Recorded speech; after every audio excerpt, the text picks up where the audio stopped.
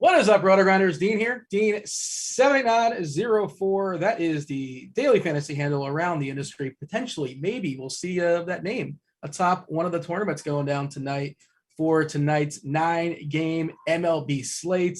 Maybe we'll see the Luch, Justin Carlucci, who joins us today for the first time, at least the two of us for the first time talking some baseball. What's up, Luch? How are things in your world? How has baseball treated you the first week or so? What's up? Good. Hey, yeah, first baseball conversation we're having. So got to start somewhere, Dean. It's like we're starting over with our relationship. So we're starting square one on baseball. Baseball's been good, man. Play a couple multi-entry builds on my slates. Didn't quite get there, but I thought I had the right structures and made some good calls. Putting a lot of bets in at scores and odds. We're really ramping up over there. Tim, our other co-host, is on fire over there, so we'll get to Tim. But if you haven't checked out Scores and Odds, everybody, a lot of great free article series, a lot of great free premium picks, really blowing up over there. Great start to MLB.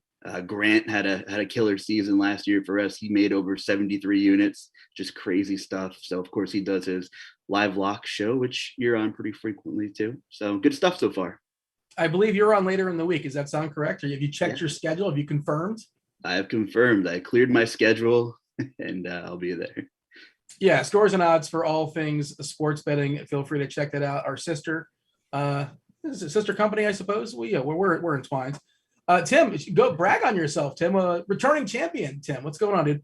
And I believe it's back-to-back shows for you. Did you not? You just did a hockey show, correct? I just did a hockey show. Yeah. I hit a little three pick single game parlay in the Jays Yankees game last night that paid 9-1 that I gave out to our premium subscribers. So that was pretty fun. Yeah. Yep.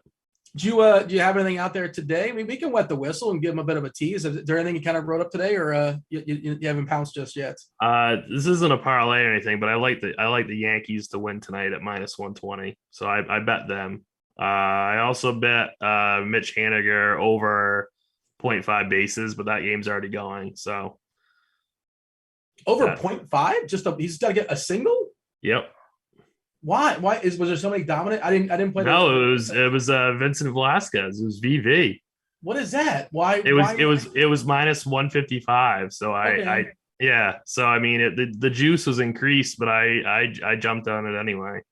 A lot of juice lately, but like there's some really good numbers, and I'm willing to pay the juice early for some stuff. By the way, Tim put together a great free article on Scores and Odds today.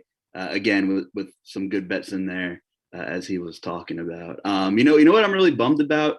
I was in Atlantic City for my draft, and I was like buzzed enough to put $50 on Stephen Kwan to win AL Rookie of the Year. It was at plus 4,500 when I was there. Nice. And it's down to like, I didn't do it though, because I'm an idiot. And it's like plus 600 now. So I really wish I could have gotten those odds on Stephen Kwan. Now that they're down to like plus 600. But anyway, we'll see. I have Matt Brash going. I took him over 3.5. I paid the juice. I'm buying into the hype. His stuff's real. So maybe Haniger gets on base. Maybe Brash strikes out a couple batters and we all win, Tim. That would be great. I was kind of bummed that Brash wasn't on the main slate because I read about him too. He's supposed to be a bit of a stud. He's looking solid so far against the White Sox. It is early, but again, I didn't play the early slate, and I don't know how popular he may or may not have been. We'll talk about the pitchers in a second. We'll talk the hitters. We're going to talk our stacks. We're going to anything you guys want to talk about in chat. That's the YouTube chat. What up, YouTube? Hit that like button. Do subscribe. Do turn on those notifications. All that stuff is appreciated. by now, I keep repeating it, so you probably know, but Crunch Time is free this year for baseball. So you get yourself, is it Roth and is it Andre and Carty tonight, or do we have Cheese is back? I'm not certain. So I saw it's definitely Carty coming back tonight. Of course, Kevin Roth, very, very useful when it comes to weather. There is a weather game we're going to talk about in a second, and he actually just updated in his article. We should go ahead and mention that now. An update as far as the Dodgers at Minnesota. It's orange red. If you don't know his color codings, red is about as bad as it gets, and the dominant color comes first. So like it's not the worst. Like red orange would be worse than orange red. But his update is, let me go ahead and read it here on the fly. The forecast is still on target. A pre-lock postponed wouldn't shock me at all. I'll keep an eye on it until we hear something, but I'm not very optimistic about them playing 9, and certainly not about playing 9 uninterrupted innings. So it looks like it was bad earlier, and it looks like it's worse now.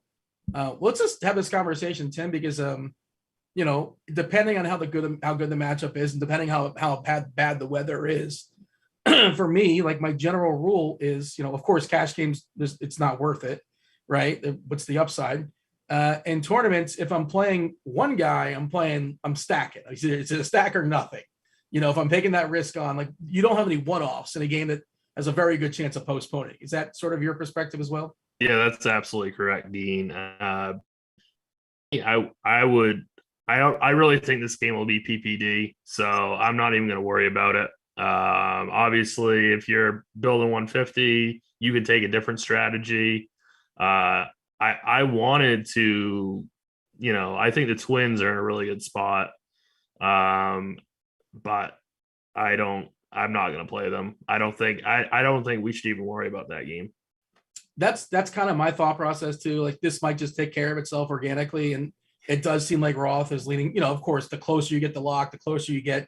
The first pitch isn't scheduled for 3 hours, and weather changes obviously. So, he'll have a more clear picture when he comes on for crunch time at 6:20, and then right at 7:00, and then obviously you guys got to follow him on Twitter as well, and he'll even give updates there when he can.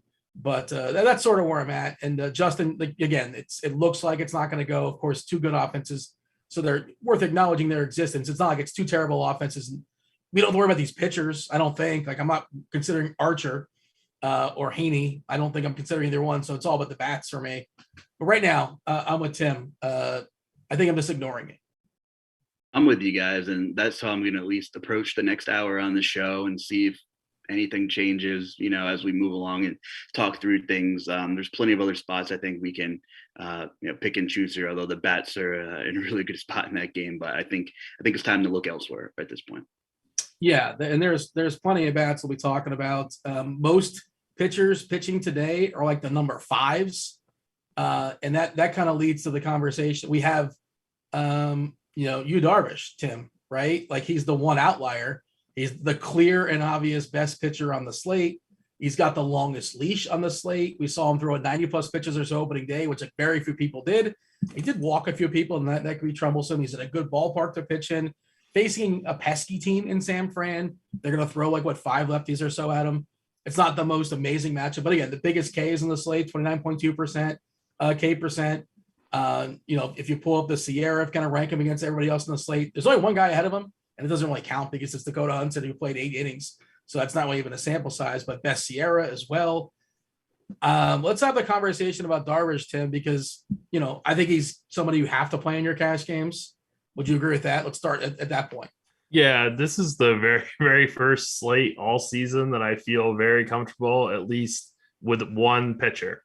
I mean, even when we had some of the bigger names, I didn't feel that crazy about, rostering Verlander or whoever else it might have been early in the year. So definitely, I think we can lock in Darvish as our SP1 on DK. Maybe, I mean, definitely on FanDuel, also in cash games, there might be a conversation to be had for a couple of guys who are a little bit lower on FanDuel, but on DK, he's definitely the SP1. Yeah, the tournament conversation is really interesting, Justin. The tricky thing is, it's not that you can get pretty good lineups. He's not that expensive. So salary's not really hurting rostering Darvish. And on DK, Justin, you got a roster two guys that you feel confident about. And we'll talk about some guys that could be okay. Hudson should be okay in theory. I think Sandoval is kind of sort of someone interesting versus Miami. Cobb, on the other side of that Darvish game is interesting. Some velocity being ticked up there in spring training. He's pretty cheap too. These aren't the greatest of names. At least Garcia, nice matchup in Arizona. It's fine. But, how are you handling Darvish? Because I assume, I'm pulling it up now, he's got to be the highest projected owned pitcher on both sites, I would imagine. But yeah, this is a big decision point, Justin. Yeah, I mean, we have Darvish at 37%. Big number. I agree. I think he's the cash game pitcher on both sides. Tournaments, you get to that price tag, you get to that ownership, and I totally understand if you want to, roll the dice and maybe pay down at both pitcher slots, or just not pay all the way up, I should say. But I do think he's safe. I love that he threw 90 plus pitches. That's like a rarity probably at this point for any pitcher. I don't know off the top of my head. I can't recall anybody throwing 90 pitches. There might've been one or two, but like the list is short. So that was really good news. If you're backing Darvish tonight, looking at the rest of these pitchers, I mean, Tim pretty much hit it on the head. There's not much else to feel comfortable about. He's the one pitcher in the 4 slates we had, or however many it's been, that you feel fairly confident rolling out there for a decent floor. That being said, like, I'm a big Dakota Hudson fan, just not at 32%, not tonight, not coming off Tommy John. I don't know. I know he's super cheap. He won't have to do much. There are some Ks in that Royals lineup, but I just think, how great do you really feel about Dakota Hudson? I don't know. I just think at 30+%, it warrants to maybe look elsewhere for tournaments. So, here's the tricky thing with Hudson. But Carty, he's going to be on later during crunch time, and the bat seems to like him. I'm concerned. Again, I'm concerned about a lot of guys, so it's all sort of relative to concern. But he had 2 starts in spring. One was 2 innings and one was 3 innings. And what are you going to get? 4, maybe 5 innings out of him? But that could be enough. That could be good enough. And he's super, super cheap on DK as well. So maybe just be okay with that. Yeah. I mean, we're going to talk about Cobb, who I was looking at spring training starts, 3 1/3, 4 innings. So his arm's built up a little bit more than others, maybe. Garcia, 2 innings, 3 2/3. Lauer, he missed his last start with a groin in spring training. So he only had 2 starts, 3 and 3 2/3. And you slowly progress yourself. And that's also why Darvish just looks so good, because he actually can go, in theory, if things are going well, 6, maybe 7 innings.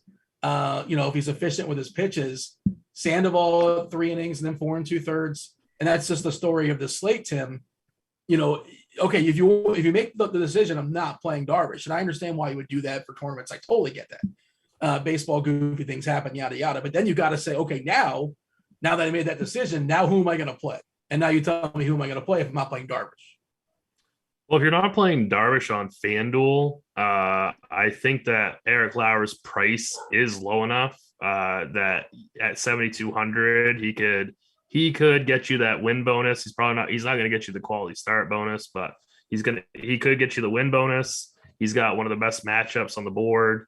I really like Lauer on FanDuel for tournaments. I also really like Alex Cobb for tournaments on FanDuel. If I'm not playing Darvish on DK, I think Lauer's price is a little too high on DK. I probably wouldn't go with him, but I would go if I'm not playing Darvish, I'd probably go maybe Hudson Cobb. I really like Alex Cobb tonight. He's probably going to be my SB2 in cash games on DK.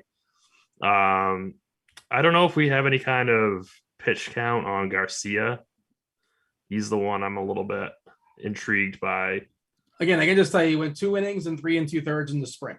So that's what maybe, I got. Maybe he can get to 5 innings. That's a little steep on DK. A little bit better of a price on FanDuel. We also have umpire data. I know that people love their umpire data, and there are some extremes. I care about extremes. Well, before I run them off, Justin, what are your thoughts? How much do you care about umpire data? I think it matters more for different pitchers, guys that nibble, guys that need the corners, guys that need a couple inches, that kind of thing. Guys that can be historically wild.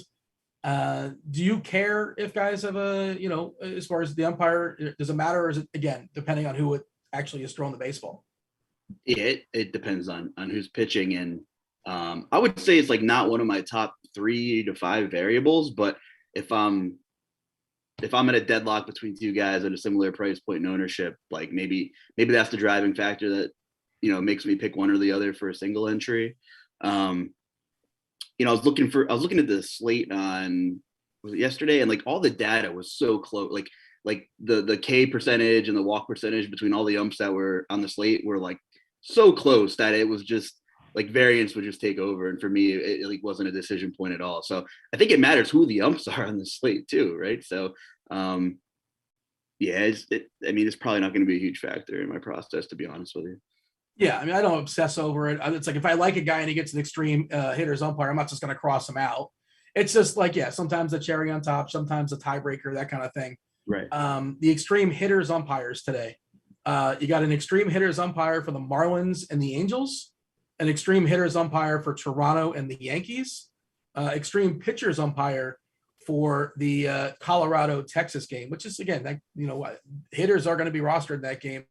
Extreme pitchers umpire, and people aren't really rostering those pitchers. Extreme pitchers umpire for St. Louis and Kansas City as well. Your thoughts, Tim, as far as umpires? I mean, they certainly do matter. It's just not.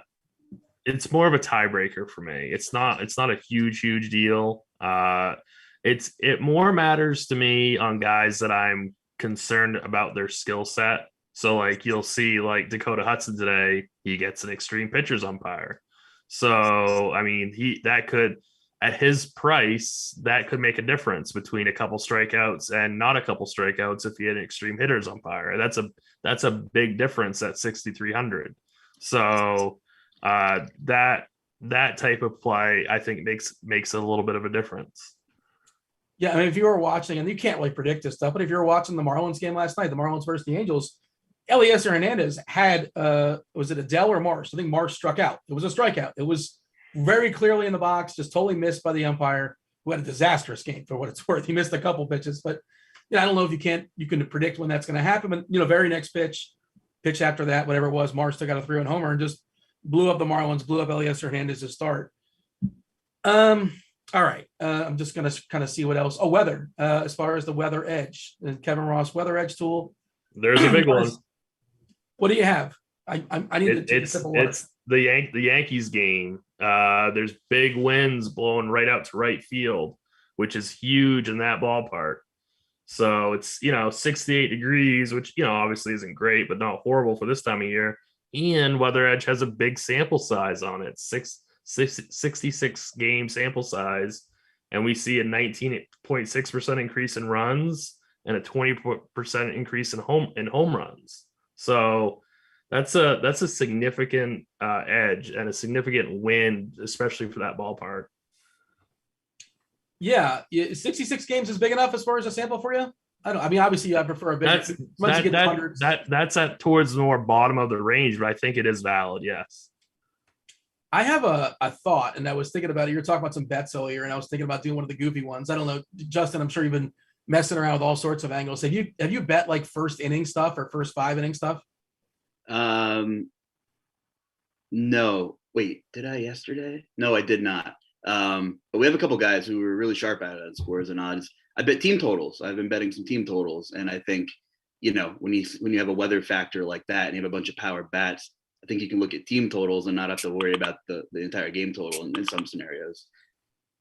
So I was thinking about the Angels game, the Angels versus the Marlins, and the tricky thing about this one is it's a 7:00 start on the East Coast, meaning it's a 4:00 start in LA. And my understanding is, my memory is, and I remember I asked Boggs about this, Boggs Light, who used to go to a handful of Angels games.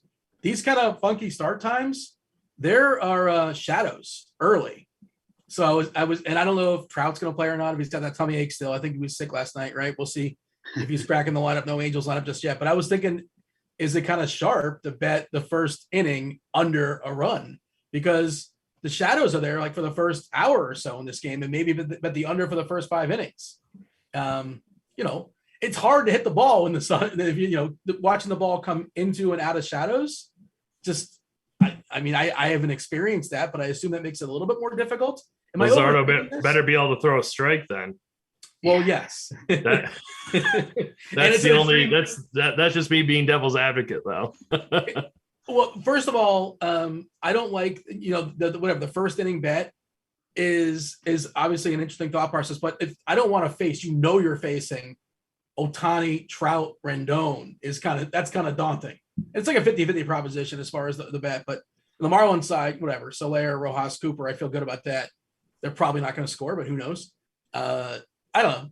Again, this is just me kind of overthinking something, but I'm curious to watch how that goes down. And it has to be sunny, obviously, too. And I don't know. I assume it's going to be sunny. Maybe this is a Roth question. We'll ask him later. I'll hit him with that one. But I do want to know if he still thinks the wind's going to be blowing that direction at 7:00 though at Yankee Stadium. That's a really important one. I'm also interested because I mean, like, if you look at our ownerships, I mean, we'll get the bats, but outside of two guys, like, you can get some pretty low owned Yankees. And you know what the cardinal rule of thumb is? If they're not chalk is when you want to stack the Yankees, because every time they're chalk, they fail, right? Or so it seems. I mean, if Judge or Stan hits a fly ball to right field, it's gone. See you later. If that wind is still there. I agree. I think that's a big factor. And they're throwing a ton of righties at Kikuchi, and Donaldson being the power righty lead. Like, that's a whole different dynamic having him leading off this season. I don't know if you guys know this, but I believe Josh Donaldson used to play for the Blue Jays. Did you know this or no? Some would call that a revenge game.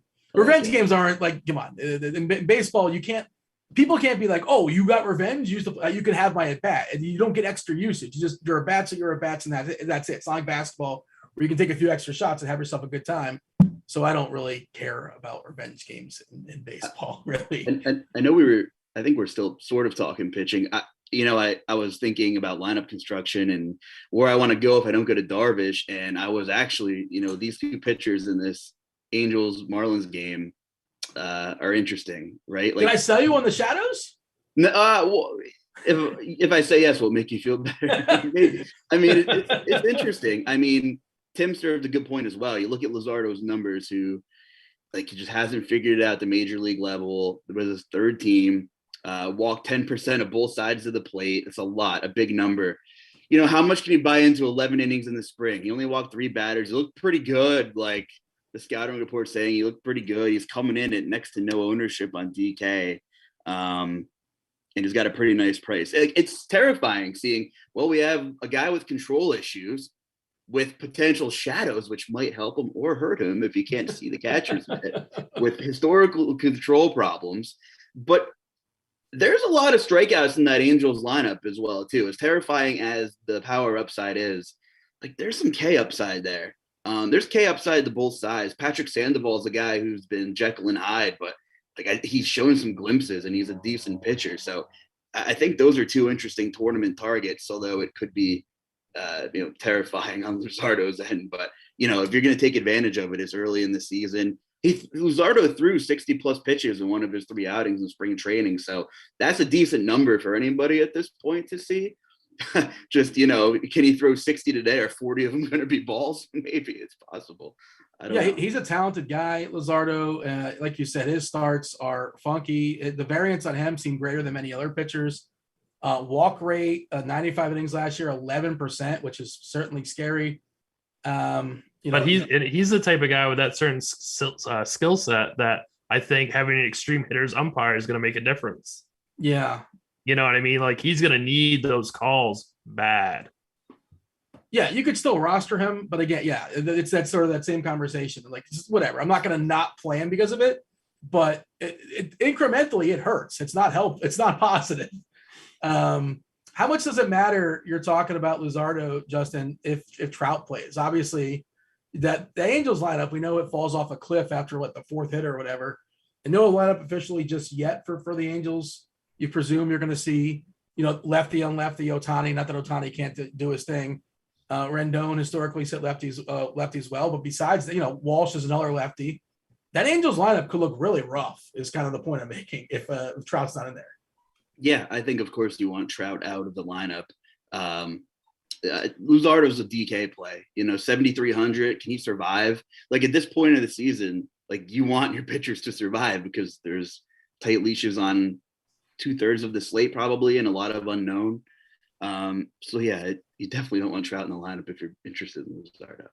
I want to see what we have projected as far as I'm pulling up the bat here, and Carty's the bat. Feel free to check that out. Pitch count projections. I think our biggest one's got to be for Darvish. Just the one that's throwing me off is the Hudson one. He's got Hudson projected to throw a lot of baseballs, and that is surprising me. Now, of course, this kind of stuff can change throughout the day. The closer we get to lock, the more you get more information. Like we got that report about Bieber last week. But he's ambitious on Hudson being able to throw a lot of baseballs, and that's kind of surprising. But like if that's the case, especially on DK, like he's 9.5, I believe, on FanDuel, which is, you could do it, but he's 6.3 on DK, and if he's gonna have a longer leash than most, Mad Bum's gonna have a long leash too. Like he's a vet that can ramp it up pretty quickly. Unfortunately, he's just bad now. But like in theory, he can go 6 innings if he's not getting his face punched in. So I mean, I don't know if I'm playing him. The slew. Houston's 2 best hitters. 2 of the best hitters are lefties, obviously, but they have some power righties as well. And Bumgarner is long in the tooth, I suppose you could say. Yeah. Are you pulling this up here, Tim? That's kind of. I just think the Hudson thing at 97 pitches seems really peculiar. I don't believe that. I am not that I'm calling Carty out. Carty does an amazing job, but that seems alarming. That seems quite high. Yeah. But at 6,300 on DK, he doesn't need to throw 90 pitches. You know what I mean? Like, so if he gets to say 70 and he's efficient, then you're there at 6,300. It's a much bigger factor on FanDuel, where Carty has Darvish and Hudson almost tied for raw points. So that's going to make a big difference. I don't think I can play Hudson even in a large field GPP on FanDuel. Pulling up that Kansas City lineup as far as who Hudson's going to face. This will be the old plate IQ. Let's see what they have. Let's see who Hudson has drawn for Kansas City. Merrifield, Witt, Benintendi, Perez, Santana, Mondesi. Oh, you want to see Taylor in there? Taylor strikes out a good bit. Mondesi as well. Lopez, good contact hitter, but not much else. Collectively striking out at 21.4% versus righties. Yeah, I mean, like the point you're making, though, like you don't need Hudson to throw 95 pitches to be a fine play on TK.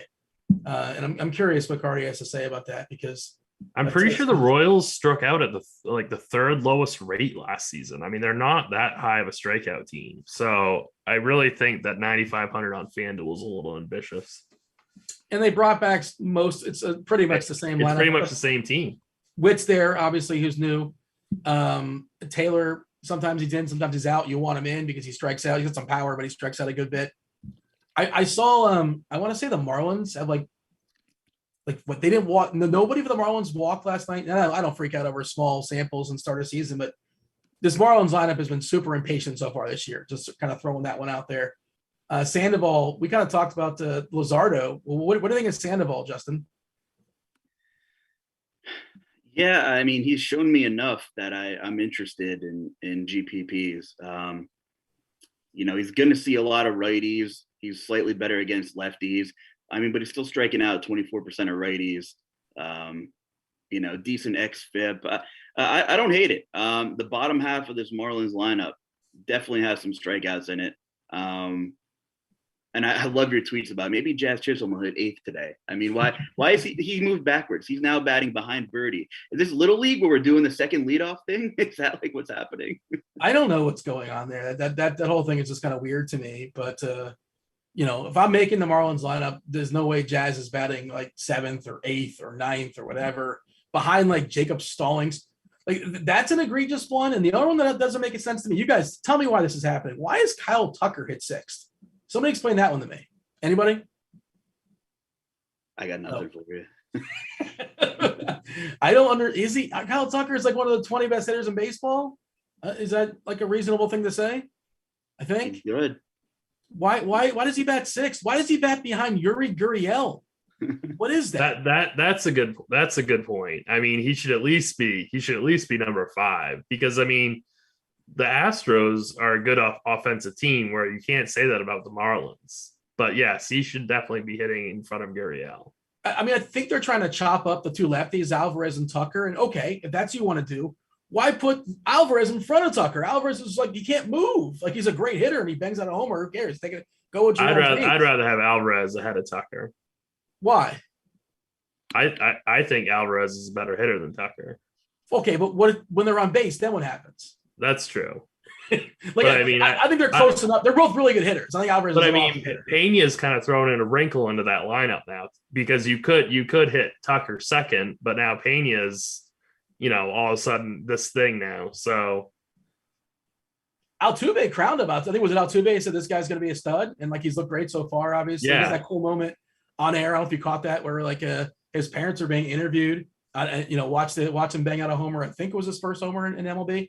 It was pretty awesome. If they didn't have Pena, then Tucker should hit second. But they started. Siri was batting leadoff the other day. Like, I know when they do stuff like that. When they do stuff like that, that is just stupid. Yeah, I don't look, man. I'm not here to say I'm smarter than Dusty Baker. I know more about baseball than Dusty Baker. I'm not that guy, but like, it's just weird to me. It's like you want to be able to get your best hitters the most at bats possible, and he's not doing Tucker any favors. I just want to add, I don't know what my concern level is. Probably a fair level.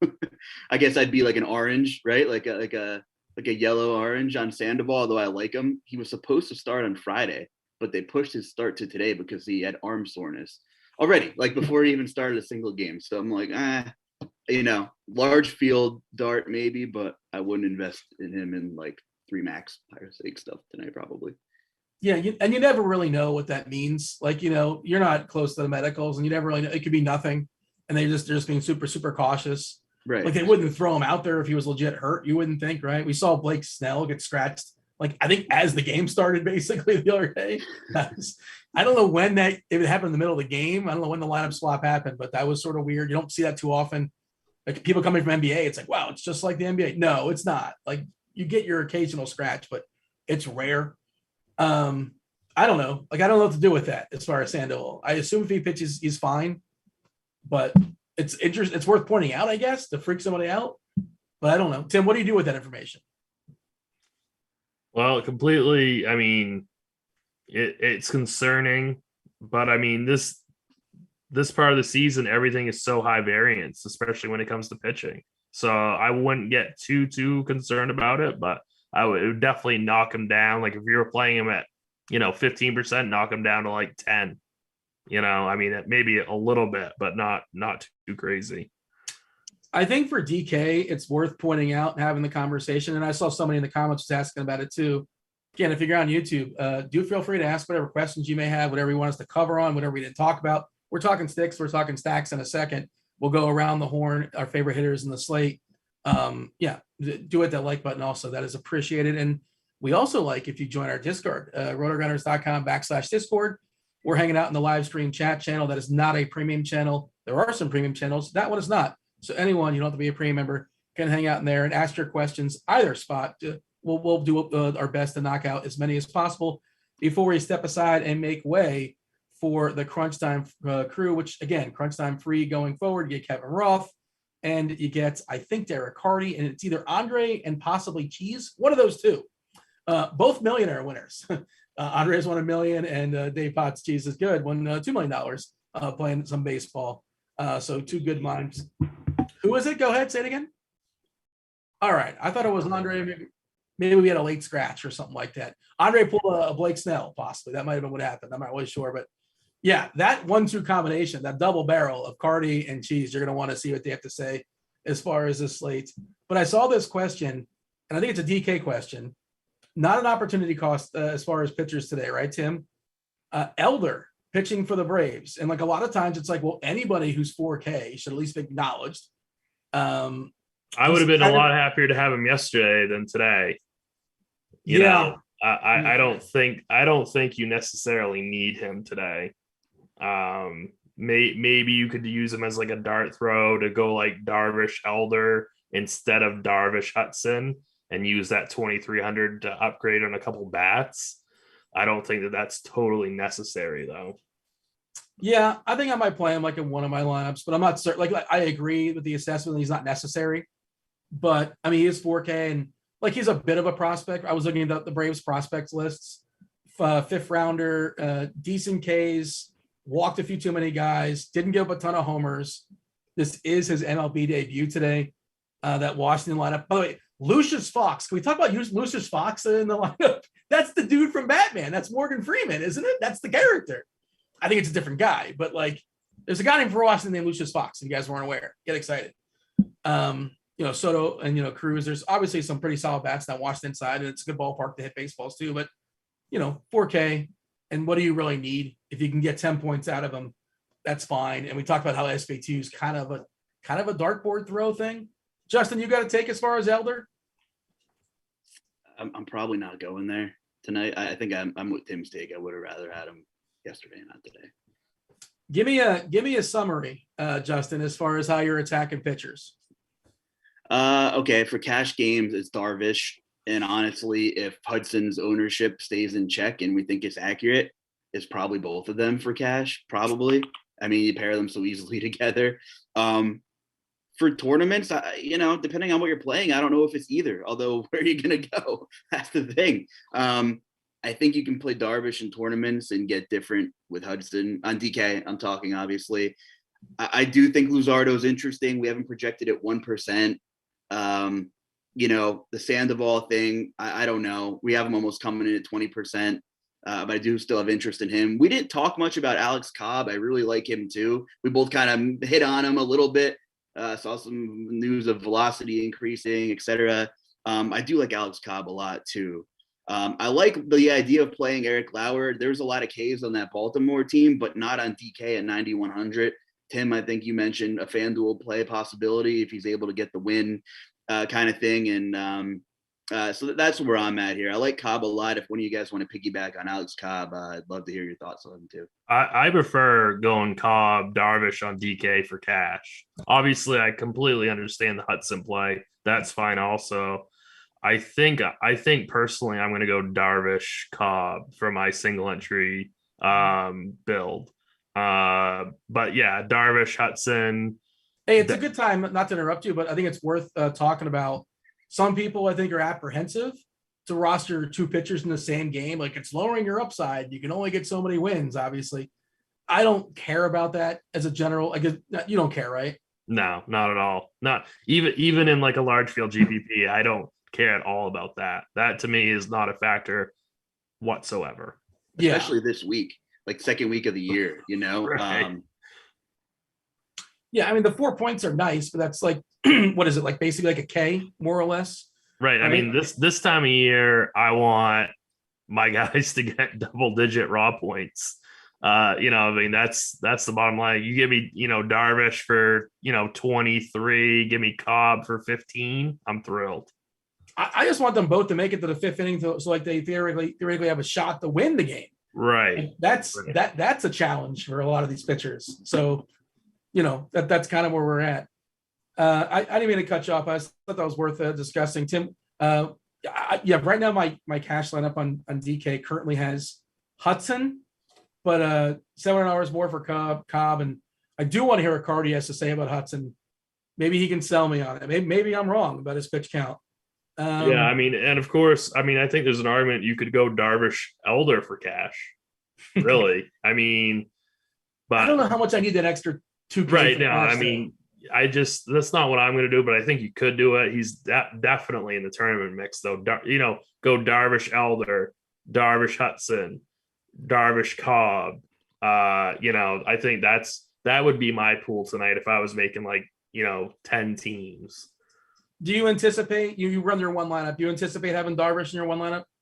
Absolutely, 100% gonna have Darvish in my one lineup on that 100% on DK, 99% sure on FanDuel. Yeah. Do you know the other guy you're debating on FanDuel right now? Lauer. Yeah. Are they basically the same price over there? Or Lauer's a little bit cheaper. Lauer's 7,200 on FanDuel. That's right. Okay. Yeah. Okay, that makes sense. That's the only reason I'm kind of considering him, but I'm pretty much certain I'm going to go Darvish on FanDuel. They did move those fences back there in Baltimore for what it's worth. That Baltimore lineup, there is plenty of Ks in there. 24.8% as far as striking out versus lefties collectively. You got Chirinos, who's a big strikeout guy, unfortunately at the bottom of the lineup. Mountcastle at 25%, Arias at 27%, Santander 30%. Yeah, so there's some Ks. Lauer, not a big K guy, 23%, which is fine, right? Fine. How are his splits? 25%. That's interesting. Is he a reverse splits guy, Lauer? 25% strikeouts versus righties, 16% strikeouts versus lefties. That seems peculiar, but okay. I'm curious now. I'm going to pull up. What do we have Lauer as far as his splits or not splits? He's got a small split according to the bat, but that's, I don't know, Tim. It is interesting. He strikes out more righties than lefties. Yeah, I mean, I think there's a lot of Ks in this lineup. To me, it's just his leash. That's if I wasn't concerned about leash, he would be my cash game play on FanDuel at 7,200. There's no doubt about it. We got anything else as far as pitchers? Or are we talking some sticks? Let's talk some sticks. Let's talk stacks first. We're going to go around the horn, obviously, but overarching, especially for tournaments, there's an encouragement to stack, obviously, for correlation reasons, especially on FanDuel, where the correlation pays off even more as far as how the scoring system works. Some of your favorite stacks tonight, Tim, who are they? I think we could go right back to the Braves. I think they burned a lot of people, including me, last night. I put up a whopping 22 DK points last night. Amazing. I think that's got to be the worst score I've ever had. And I think I might have put up a negative once, which is just incredible. Oh yeah. It wasn't like because of a moment. Yeah, I've been playing DFS every single day for over 4 years, and I don't think I've ever had a score that bad. Achievement unlocked, man. It's incredible. Yeah. I like the Cardinals righties a ton today. I'm not sure what they're going to be owned, but like a guy like Goldie, O'Neill, Arenado, I love that little 3-man right there. I think the Rockies Rangers game is going to be pretty popular. Yep. I'm not sure. That's kind of where I'm hung up tonight as a single entry player. Do I want to eat that chalk or not? I get really nervous when a guy like Brad Miller is popping in optimals, even though I think he hit a home run on opening day or one of the first days of the season. I get really worried when he starts popping the optimals, and I'm like, man, I really don't want to play him. I do love Corey Seager tonight. I think if you have the money, he should be kind of close to a priority spend. Definitely on FanDuel at 3,200. The roof is closed there in Texas for what it's worth. And if you ever want to know if the roof is closed in Texas, follow at Ranger Blake. He just posts this out every single day. I think he's their PR guy, or let's see, the executive vice president of public relations for the Rangers. And he'll always let you know. He tweeted it out. Rangers are going to wear white jerseys for Tuesday's game, and the roof's going to be closed. So there you go. By the way, our consensus rankings, peek behind the curtain, peek behind some of the premium stuff. Myself, Grant, Kirk Dees, and CheeseIsGood, Dave Potts, our consensus teams for stacking. Atlanta, Texas number 2, Houston number 3, Toronto 4, Angels 5, St. Louis got a little bit of love, Yankees got a little bit of love, and then the Dodgers. Well, what are your thoughts here, Justin? What do you think about that consensus? What do you think what Tim is trying to throw out there? I think the Braves, people love picking on Patrick Corbin. Obviously it's a pretty good ballpark to hit in as well. Some ready-made power on the right-hand side. Albies, we'll talk about him in a second. Looks like a premium piece, switch hitter, better against lefties, and Corbin gets shellacked versus righties. And like, it's important to note, Tim, it's we're wrong a lot. Like, your team was wrong last night. You're wrong about a lot of things in baseball, and you're supposed to be wrong because, like, even though the pitchers are bad and the hitters are good, still the most likely outcome is like the player is going to get out. Like, that's still the most likely outcome. Just understand, like, it's a game of failure. All right, Luch, what do you have for me as far as your favorite stacks? Yeah, you guys make a lot of good points. I'm probably playing a single entry myself, so I have some decisions to make. Super curious about that weather in New York. I think both sides of that game are really interesting for tournaments. I know Cortez has been pretty good, but he's a fly ball pitcher for the most part, and if the wind's blowing, maybe that's more of a situation where you play a secondary stack, or maybe one off some of these power bats. I think the Colorado side of the Texas game, it looks like they might be getting overlooked just a bit. Tim, you alluded to the Rangers carrying ownership. It's looking like, not that Colorado's not carrying ownership, but, we're not seeing 20, 30% of any of these guys. Listen, Martin Perez, terrible against righties. I like these Rocky righties. They draw a ton of walks too. So, I know, Perez walks 8% of righties. He's just terrible against righties. He really is. So, I'm looking at the Rockies away from Coors for once, for tournaments. We talked about Bumgarner a little bit. I like the Astros. Anytime they're not the de facto chalk of the slate, I'm interested in that lineup, regardless of who's What do you pitching. think of that? Because it's worth discussing now. Bumgarner, lefty. You'd rather throw righties against them, and the two best hitters for Houston, or two of the best Houston hitters. Of course, Altuve, the diminutive second baseman, absolutely annihilates southpaws. And I presume he's going to be leading off. But how do you handle that? Or if you're stacking it, you just don't care. You're going to play Alvarez and you're going to play Tucker, or at least try to. They're kind of expensive, but lefty on lefty, people tend to shy away. Not that I'm saying you should, but you know what I mean? Yeah, I mean, I still think there's enough bats in that lineup. Even if you don't want to play the lefties, like Bregman, Jeremy Pena is going to be a stud, I think, too. I don't know. I think you can stack it up against Bumgarner, any which way. I mean, he's just not striking out guys, and it has a chance to be pretty ugly, I think. I did want to mention. I wanted to mention the Brewers on FanDuel. I think they are just so too. They're just too cheap. I'm not as crazy about them on DraftKings. They're priced more correctly over there. But all of the Brewers, like Wong, Ademus, Tellez, Renfro, I mean, they're all either under 3K or just above 3K. I don't know what I would do about Yelich. I think he is just way past whatever he was. But it's a better price on FanDuel than it is on DK. Who's fallen more, Bellinger or Yelich? Oh, I guess Bellinger. Well, I think it's Yelich because Yelich was considered a top 5 player. I mean, Bellinger maybe was considered a top 15 player. He was they're both former MVPs, right? Didn't they both win the NL MVP at some point? But would you say that Yelich sustained his kind of dominance longer? He probably had a greater, I would say so. That's my only point. You know what I mean? Yelich was around for longer. He was, a way above average player for longer. And now they're both just, and I have hope for Bellinger, but I think Yelich is dust. So, wow. Yeah, I don't know. And Yelich had those weird, and I'm sure if you dug into the StatCast stuff and all that, his home run, the fly ball rate for a couple of years was insane. It was 35% of his fly balls were going over the fence. And it's that seems weird. And that's kind of an outlier. And Cheese was asking in his article today, he made the same point about Milwaukee, especially in FanDuel. He's talking about, are we sure this team is good? They're all professionals and whatever, but who's good on Milwaukee at this point? Wong is another one of those guys that feels like he's kind of fading a little bit. I don't know if that's that important of an argument today, though, given that they're playing Baltimore and they have this amazing matchup against Watkins. Then they get the bullpen of Baltimore, so they don't have to be good today. Locked in for 9 innings as well. Are they grabbing a bunch of ownership on FanDuel though? I'm pulling that up. I bet they're. I don't know. I haven't looked at ownership. I mean, not that I obsess over that, but I think it's interesting if they're kind of popular on FanDuel, which I think they might be.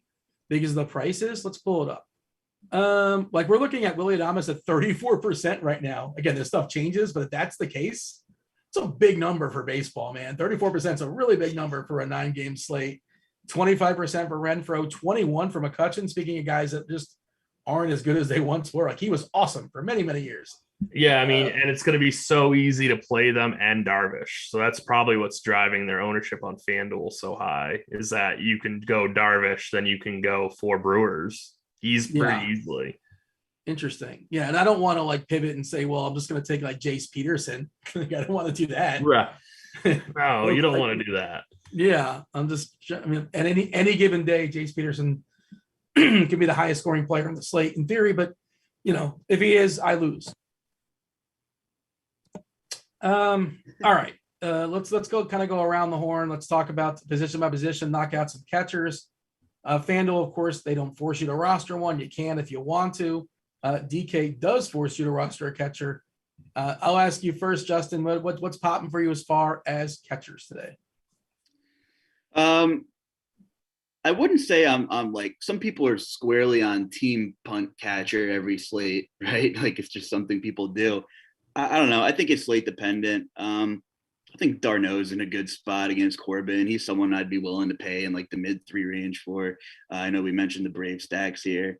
Diaz, because I'm looking at maybe targeting Martin Perez a little bit here. Those are kind of two of my targets right now. Since the weather in the Minnesota LA game is in question. That's probably it for me. I don't mind taking some shots at Kirk if I'm playing some Blue Jays, if the wind's blowing out there and Cortez being a fly ball pitcher. And maybe Kybert Ruiz would be in my pool. Tim, do you have a thought on that as far as punting or not punting catcher? I think it all depends upon, It's really just slate dependent. Yeah. I would not follow one specific rule, like always punt catcher. Like I think that's a bad, rule to have. Do you have the general rule of like, I'm going to complete my stack with a catcher? And that's another thing. It depends. That's another thing. Yeah. I mean, so I think the bigger the slate, the more likely I am to not complete the stack. The shorter the slate, the more I want to stack. That's kind of my rule. Yeah, I'm kind of the same way too. Like I know people do that, and people probably do that in their, I imagine when they're making their lineup, so they're pumping out 150, they probably, put that into the machine, into the optimizer. I think people probably do that. I don't know. I've heard a lot of people say that's what they do, and I don't necessarily agree that that's what you're supposed to do. You can. Not saying it's wrong. We got to pick a catcher on DK, Tim. Who we picking? Because it's kind of slim pickings. I haven't started building yet my single entry team on DK. I'm hoping I can get to Mitch Garver. That's who I really, really want. I think if I can't do that, then I might go to like Elias Diaz for the Rockies, as kind of gross as that might seem. I don't know. The Angels lineup isn't out yet, is it? No, they just put Fletcher on the IL. So I imagine that means like we're going to get a lineup soon, but it's also Joe Madden. This is kind of his nap time. So, right. I don't know when he's going to pump out the lineup. I just saw it. And there it is. If this is right, Jack Mayfield's cleaning up. Oh, yeah. My. That's fine, right? Everything's fine. Fire up Luzardo. If he can see the catcher's mitt or the plate, we're in business. Who's catching? Trout's in there. It's Ohtani, Trout, Rendon, Mayfield. No Walsh. No lefty on lefty. Walsh is out. Stassi is batting 5th. Duffman, you got Duffy batting 6th. Adele, that's lefty on lefty, right? No. Marsh is a lefty. He's batting 8th. And then Velasquez is batting 9th. So I think you could play Stassi at catcher while we're on catching. I think he's a decent play. I'm just not crazy about this Angels team. Yeah, and people do say like they give him a hard time and like, oh, I can't believe Mayfield is like batting cleanup. Like, well, you want to bat him first? You make that lineup because like you're the best 3 hitters batting 1 through 3, and I think that's what you should do. And the rest of it's just nonsense. So and also Mayfield's a guy that might get swapped out when a righty comes in. He's potentially gonna Walsh can spell him. Who's DHing for him? Let's see. Oh, and of course there's Travis d'Arnaud also for the Braves. Yeah, it's just not good though overall, right? Like, is that fair to say? That he's not good? No, catcher. Oh yeah, no. I mean, there's not a lot of separating one from the other. I currently have Garver in my shell lineup on DK for cash, but I also had Hudson. So like maybe that's where our decision point. You couldn't find the money for Garver because you paid up, I think, for $7K Cobb. Is that correct? Yeah. Okay, so that's right. Maybe that's where I found my Garver money. Yeah. So I mean, I haven't, like I said, I haven't started building yet, but that's kind of where I'm at. Yeah, and I'm not. Don't hold me to that. That's called a shell lineup for a reason. Tim, first base. What do you like? Go to first. I mean, there's a lot to like here. I think if you're looking to just not worried about price. It's either Ohtani or Guerrero. I think probably it's going to be Tellez as like a single entry type punt. I just really like going right back to the Braves. So I bet Matt Olson isn't going to be very owned today, even if the Braves are, high owned or whatever. Left on left. Yeah, exactly. I'm a big believer in CJ Crone also. So I think he's, he might be a forgotten guy today. So I really like CJ Crone. You like Rowdy Tellez at 2.7, or if you're gonna flat out punt it, Rowdy Tellez at 2.7 or Connor Joe at 3.1. Connor Joe leading off, batting first on the road in Texas. Yeah, so probably still would go with Tellez. Yeah, that's one of my debates. I like them both. It's like, if you're gonna spend down, if I have all the money in the world, I'm gonna play Vlad. Like people aren't playing Vlad today. No, we didn't really talk about that game. Nobody's going to be playing Anthony Rizzo either. I mean, nobody's going to be playing in that game. And I'll tell you, if Roth still thinks that win's going to be like that, then I might actually build some extra tournament teams just to get a couple stacks of that game. Yeah, we didn't talk about Cortez. We're talking about pitching, but he was pretty good last year. But I don't think anybody believed that he was as good as actually was. Yeah, I didn't really buy it. I think he's going to fall in between where we think he is. He's not going to be as good as he was last year, but better than kind of what people initially expected of him. His numbers are skewed too because he worked out of the bullpen so much. Yeah. So it's tough to really know kind of what he is or who he is. But I just really like the Yankees bats more, to be honest with you. It's tough to stack against the Yankees, in my opinion, because of their bullpen. Yeah, that's true. But if you're up 8-2 in the fifth inning, you're not getting the best arms thrown at you. They're not going to give you you're going to get the belly of the pen, I guess you can say, right? So but I get that thought process. That makes sense. Yeah, I really like the Yankees today for GPPs. Did you see what Tampa did yesterday? They brought in Brett Phillips in an 8-1 game in the eighth inning. Who's Brett Phillips? You're not aware. He's like a shortstop or an outfielder. Yeah. Which is really interesting to note going forward. I don't know if that's an anomaly. I understand why they did it because the game's essentially over, but you rarely see. It was 9-1, I think. Yeah, it might be because they lost their starter so quickly. That game was weird. Yeah. Justin, first base. Yeah, I like all the names you guys brought up. I will add that maybe my favorite alignment with our plate IQ, and Tim touched on the Cardinals. I think Paul Goldschmidt, could be my favorite bat. I mean, he just crushes not only lefties, but exactly what Lynch is going to be coming at him with. So I really like Paul Goldschmidt. I'm fine with 10% projected ownership. Pretty much everything you guys said makes a ton of sense. It's tough to go up to Vlad on this slate at 61, but he's next to not owned whatsoever. And again, if it's the win game, and I do also agree, I think Cortez will regress a little bit this year. He's a fly ball guy. I mean, Vlad's a guy that could break a slate. I just not sure if I can go up to 6,100. On a slate where there's a ton of great options at first base. So Paul Goldschmidt for me, like Connor Joe. I understand Tellez as well at that price against Watkins, who was terrible. And I do think going back to Olson with the lefty is a great call against Corbin. Second base, keystone position, Justin. We talked about Albies. It looks just awesome today. Ownership reflects it, 28%. Altuve, I think he's a great pivot. Still getting some ownership at 14% projected. In between those two is Marcus Semien in that Texas-Colorado game. Is there anybody else that we talk about? Wong, I think that's more of a FanDuel. Well, whatever. You can play him. He's leading off either way. And salary, I don't obsess over in tournaments, obviously. Well, where are you landing as far as second? Because I think Altuve and Albies both look really, really good. Yeah, I agree. Not sure exactly how many Cardinals I'm going to play, but I think Tommy Edman should be on the radar for large field tournaments. Brendan Rodgers is fitting into some of the dummies I was building. batting right in the heart of that Colorado order against a lefty Perez, sub 10% ownership, 3,600. I think he makes a lot of sense on this slate too. Tim, second. Yeah, it's probably going to be Wong for me on FanDuel. I think going back to Albies is a really, really good play. Altuve, like you said, for tournaments. Trying to find like a kind of a punt on DK if you wanted to pay down at the position.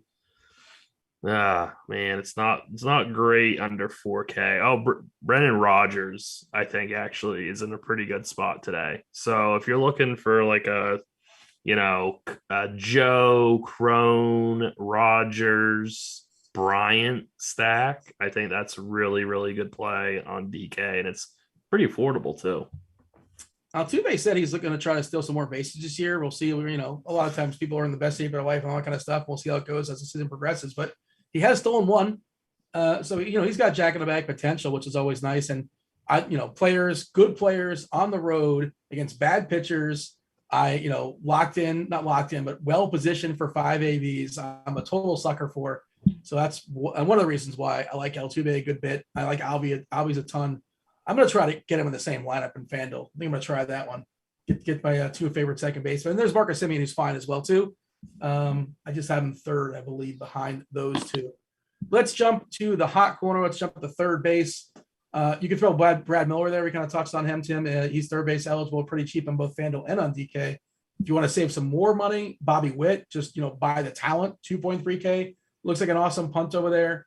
Rendon, pretty reasonable price at 4.1. Riley, righty power bat against the dude pitching for Washington. I've lost his name in my head for some reason. Patrick Corbin. There you go. Took me a second. Third base. What do you like?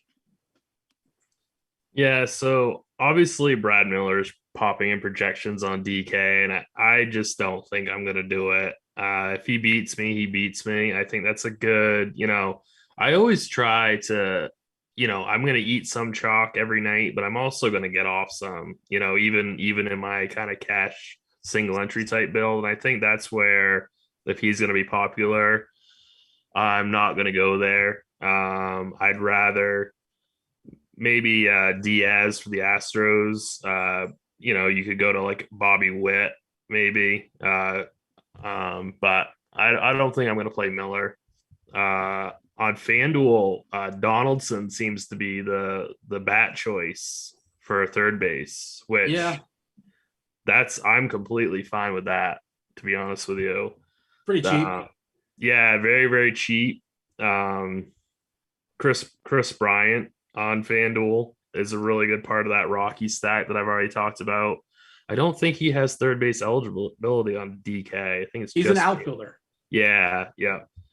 So I've been fading Rendon all season, and I'm just going to keep doing that. I think he might be past his prime. So unless they're going to put him kind of in the mid 3 range on DK, I'm not going to touch him over 4K. I think that might be just about it. I mean, I want some of these Yankees like LeMahieu, but I'd much prefer Donaldson. Lineup is out for the Giants facing Darvish tonight. Yastrzemski leading off, Belt, Ruff, Peterson, Crawford, Flores, Estrada, one of the Duggar brothers, and then Bart. I think that's 4 or 5. Let's see, 5 lefties. 1, 2, 3, 4, 5 lefties. 25.3% as far as collectively striking out versus righties. That's a pretty good number. And also, the strikeouts are loaded up top. Yaz leading off 25%, Belt at 28%. Of course, power for both those guys as well. So you don't necessarily love facing them. But Ruff will also strike out a good bit too at 34%. Like seeing that in the 3-hole. Do we like that lineup there, Tim, for Darvish? I mean, I think it's basically what we expected. So, I mean, that's fine. I think that's no reason to adjust anything. Justin, what do you have as far as third? And like, just worth noting the Witt thing, like you're just buying the talent because the DK price, Witt's not going to be a 2.3K player in like a week or two or whatever it is. For whatever reason he starts off at the floor, like We saw our Rodriguez strike, at 2K for Seattle, which seems ridiculous. Those guys are going to slowly work their way up, and I don't mind buying the talent, buying the price. We'll talk about Pena as well. So another guy's too cheap on DK. But third, what do you have, Justin? Totally agree. I'm willing to buy the talent and one-off Bobby Witt on a night like tonight. The only other person I'd really add is probably Bregman against Bumgarner. Would like to get to Austin Riley, maybe. But yeah, I mean, you guys covered a lot of ground there. So not a great position. I don't want any part of that 30% Brad Miller that we're almost seeing. I mean, I just can't do it. If it kills me, it kills me. But that seems like a tournament fade for me at that ownership. You can also throw Brad Miller in the outfield on DK. So he's going to get I think he's going to get a fair bit of ownership leading off there versus Colorado. And maybe it's maybe that's bad chalk. I think for cash, sure. Is that bad chalk, Tim? That's how I'm playing it. I mean, that's how I'm playing. Even in my cash games, I'm not going to play him. So, okay. Yeah, I just play one team, single entry and cash games, and that's it. So I don't think I'm going to play him, but I totally get it if people want to play him in cash games, but I'm not going to do it.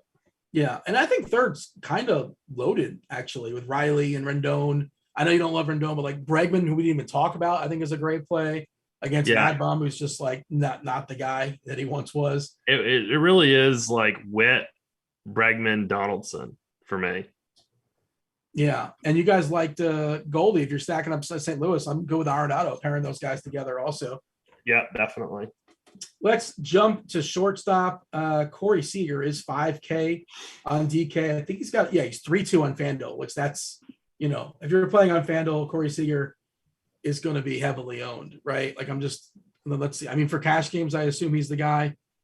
I would consider Seager good chalk today. He's definitely a priority for me. On FanDuel, shortstop might be where I play at my utility also, so I can play Pena at shortstop also. That way I can get exposure to the Astros, hopefully hitting in that 2-hole. So if Pena's hitting second, I'm going to go Seager, Pena at my shortstops today. On DK, you have a little bit more of a decision to make if you want to pay up for Seager at 5K or if you want Pena at 2,200. It really depends on your own lineup construction. I'm not totally sure what I'm going to do yet. All right. Hey, we're going to give away a week free of RG Premium. Let's go ahead and do that. Why not? Hey, you know what? Let's give away two. Let's give away a week free to RG Premium for two separate winners. How do you go about getting that? How do you do that? I know. You jump in the Discord channel, rotogrinders.com/Discord. You go ahead and join the live stream chat channel and just hang out and just talk. And I believe there's a bot to click. You click the bot, you're all of a sudden entered. We got producer Steve, we got producer Devin. They're all working. They're going to pick a couple winners. Get yourself 1 week free of RG Premium. And that's for all the sports. That's NBA playoffs, MLB. I don't know. Are we going to have, what's the league? The USFL starting up this weekend. I don't know if we're having content for that. F1, racing, golf, MMA, everything except NASCAR. You get yourself 1 week free of RG Premium. They'll use all the tools we're talking about. The lineup HQ tool, the plate IQ tool, the weather edge tool, the expert rankings, the expert survey, Dave Potts' article, everything. No time to mention all of it, obviously, but get yourself 1 week free. Again, jump into the Discord channel, rotogrinders.com/Discord, the live stream chat channel. Again, you do not have to be a premium member. Just hit the bot. There you go. You're good to go. And also, while you're there, feel free to ask a couple questions or a question, whatever's on your mind. We're happy to talk about it. We're here for the next, looks like 15 minutes or so, give or take. We'll be seamlessly transitioning into free crunch time. Again, it's Derek Carty. It's Kevin Roth, chief meteorologist Kevin Roth to you, and Dave Potts, 2-time millionaire winner. Cheese is good, taking you guys straight up to lock, and they'll answer your questions as well. Whatever we don't answer and whatever you guys ask when we're already off the air. Anything else here at shortstop that's worth talking about, Justin? Willie Adames' numbers were popping off the page. Watkins is not a good pitcher. He seems to be a little more reverse in a bad way. Willie Adames is a reverse hitter. 35% projected ownership. I just cannot stomach in tournaments. But I will say, like, his numbers do kind of make sense. But, you know, that's just not an ownership I'm willing to have in my lineup. By the way, I should say, like, it's early in the baseball season, and if you're transitioning from another sport and this all feels kind of overwhelming, there are no dumb questions right now. Like, if you have any like general, like, I'm new to MLB DFS, I don't know what you're talking. What is it? What even is a stack? What does that even mean? Well, we're happy to answer these things. This is what we're here for. I just want to say one more thing about shortstop. Garrett Hampson is a good GPP pivot off of Pena. He's batting at the bottom of the Rockies lineup. I think a lot of people are going to punt with Pena. So if you also want to punt, spend the extra 500 in GPPs and play Garrett Hampson. Also on FanDuel, Brendan Rodgers is second base shortstop eligible. So he's another pivot off of Pena if you don't want to get too crazy with that Pena punt. I actually really like that. I was just looking him up and I didn't mention him.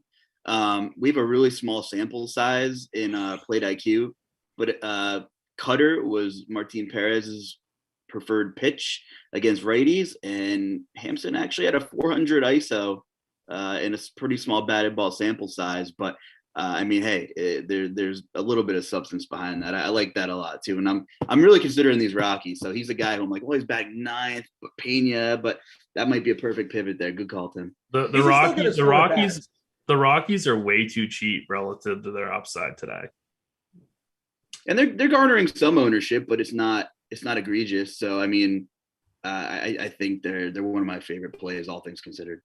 It's not a great hitting ballpark. It's worth noting with the roof closed. You know, you're not getting that old school Texas heat, which was amazing back when Arlington, it was like 100, 110, whatever it is. Now roof closed. And also it plays like more of a pitcher's park than a hitter's park. At least it did last year. Hey, you mentioned it, Justin, so it's worth talking about. I typically don't do this. It's there. It's accessible. On occasion, I will dig in. But do you dig in a lot on that Plate IQ stuff of like this guy hits that versus the slider? And a lot of that stuff is small sample, and I try not to freak out over small samples. So I don't really know what to do with it. It's interesting, but speak on that. I do, yeah, and you have to take a lot of it with a grain of salt based on sample size. But there are some guys in our system that do have pretty large sample sizes against whatever they're throwing. I think it helps for K props too, because you get to see things such as whiff percentages against certain pitch, depending on handiness and platoon. So not only does it help for hitting, but if you're attacking pitching props, Plate IQ is such a huge tool.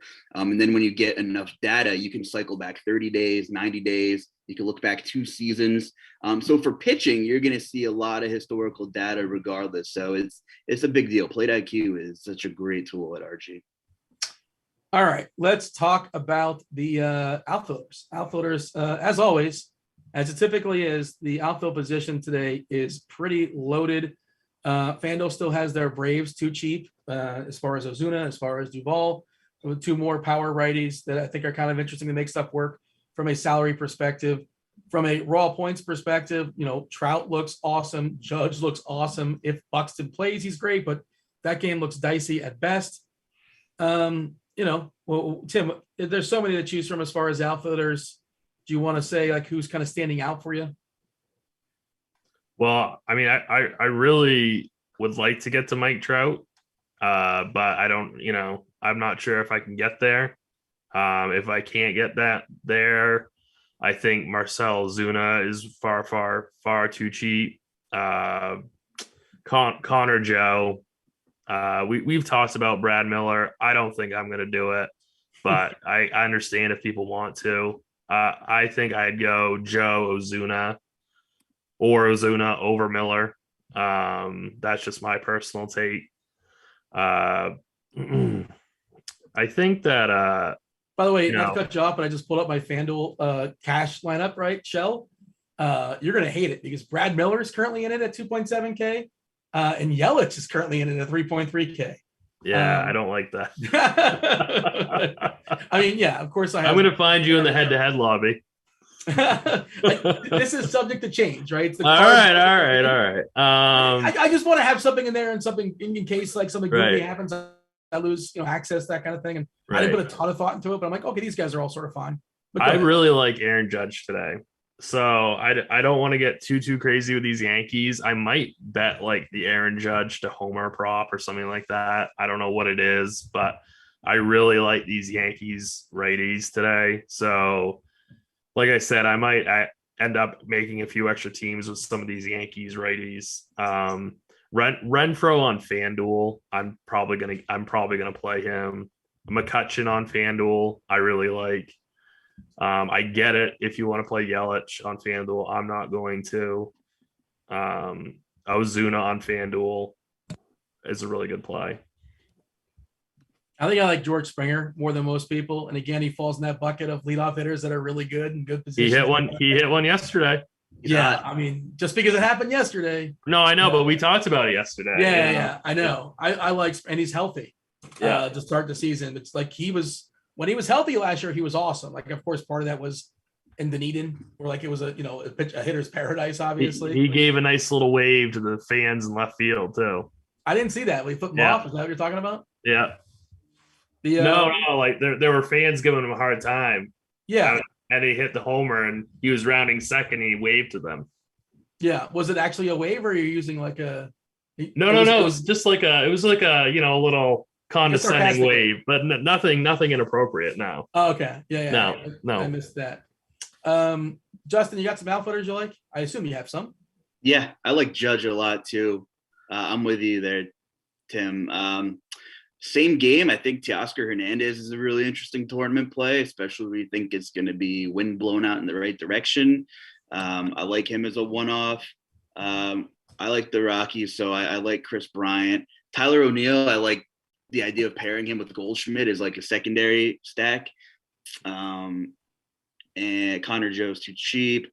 My favorite bat to homer in the Atlanta game is Adam Duvall, notorious lefty sinker slider masher, and that's like 70% of Corbin's arsenal to righties, a sinker slider. So I like Duvall to homer today. If I don't play multiple Atlanta bats, I'm going to try to get him in as my one-off.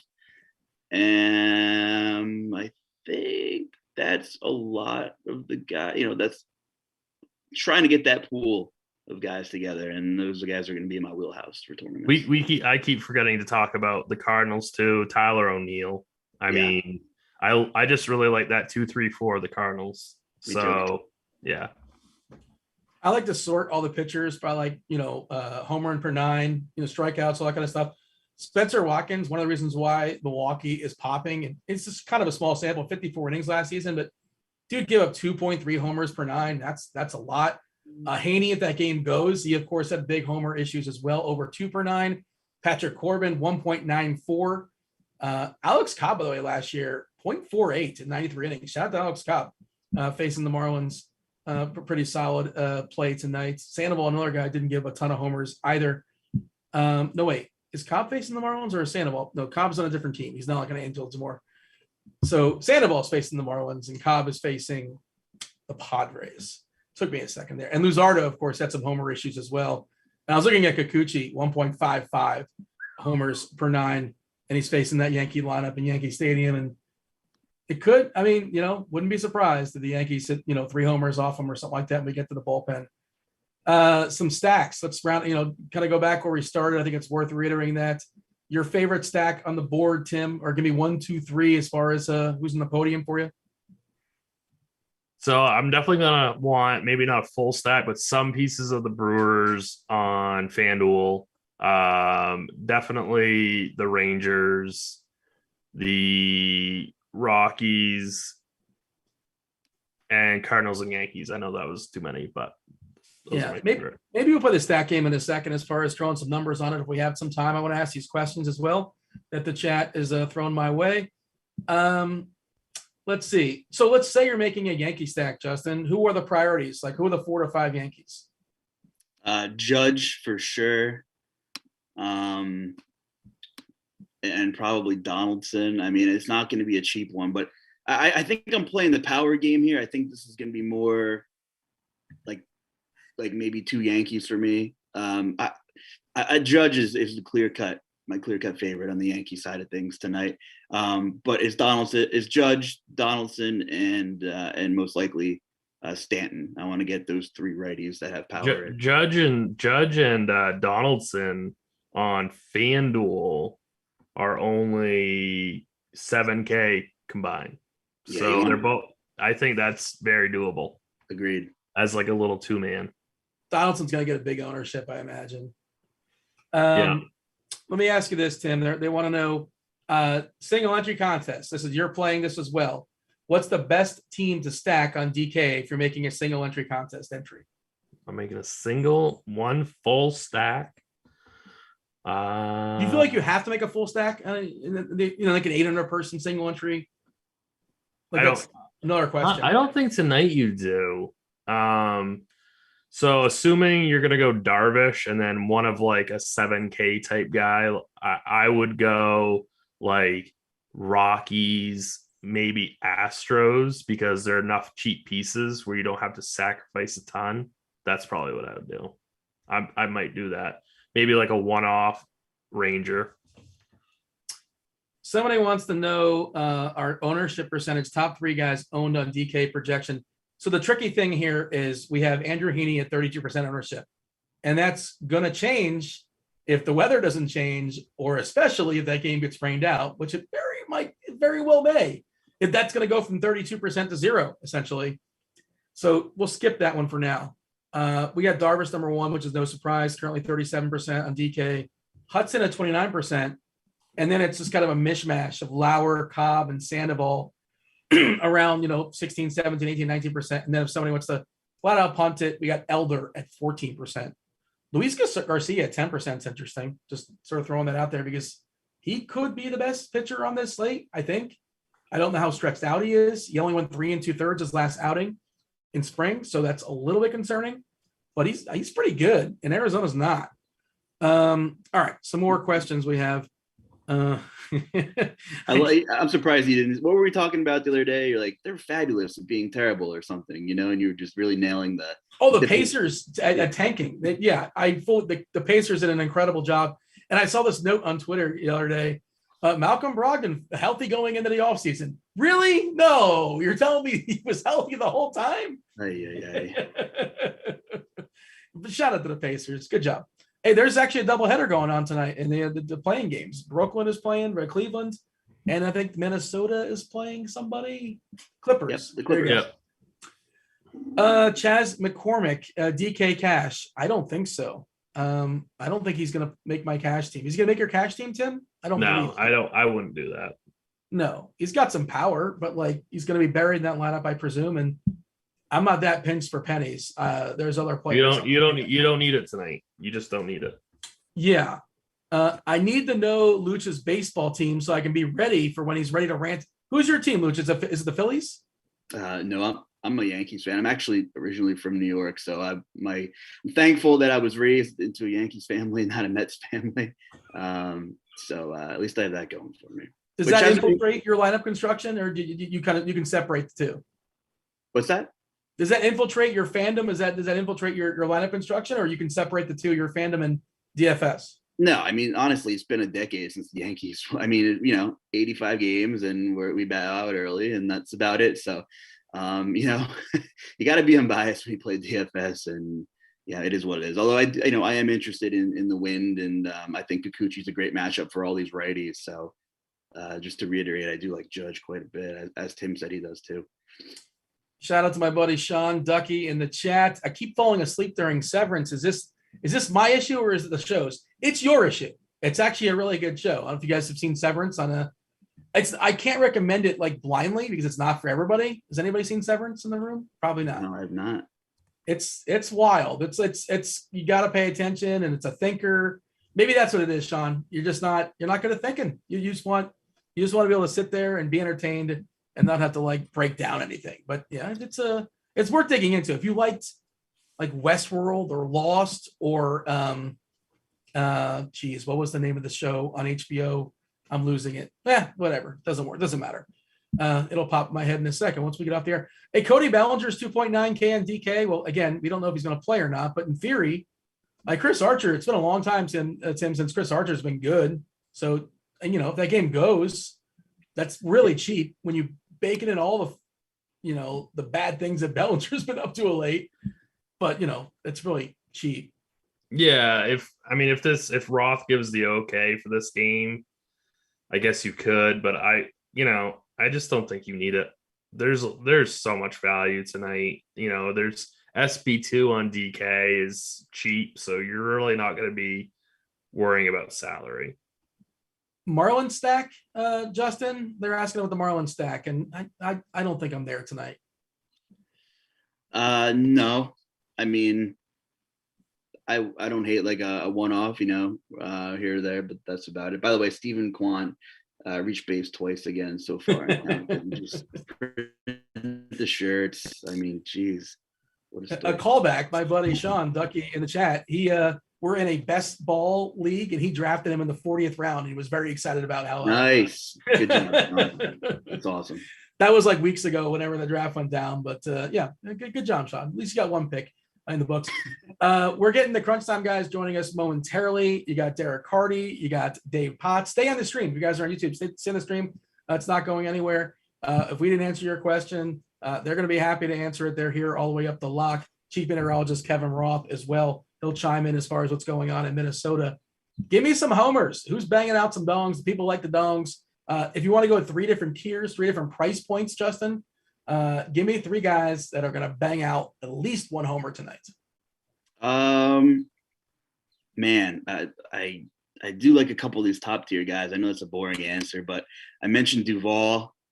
I like Duvall, I like Judge, and I like Goldschmidt. I know none of them are cheap, but let me think here. I'm talking DK pricing. However you want to handle it. Yeah, I'd just say Ozuna's 3,800. I mean, I didn't realize he was that cheap. Let's go Brendan Rodgers for Colorado. All right, see those and raise them. Tim? Let's do Connor Joe. Hunter Renfroe on FanDuel is really cheap, so I can put him in the cheap tier. And then Aaron Judge. I'm going to pull up Derek Carty's the bat and see their like home run projections. I'm curious, who do you think has the biggest like home run projection? Which of course you can't project a homer. It's like a decimal point. Well, it's Mike Trout. I was just going to say, it's probably Mike Trout. Spoiler. Buxton second for what it's worth. It's just like 0.28. So like you're not going to get most of these right.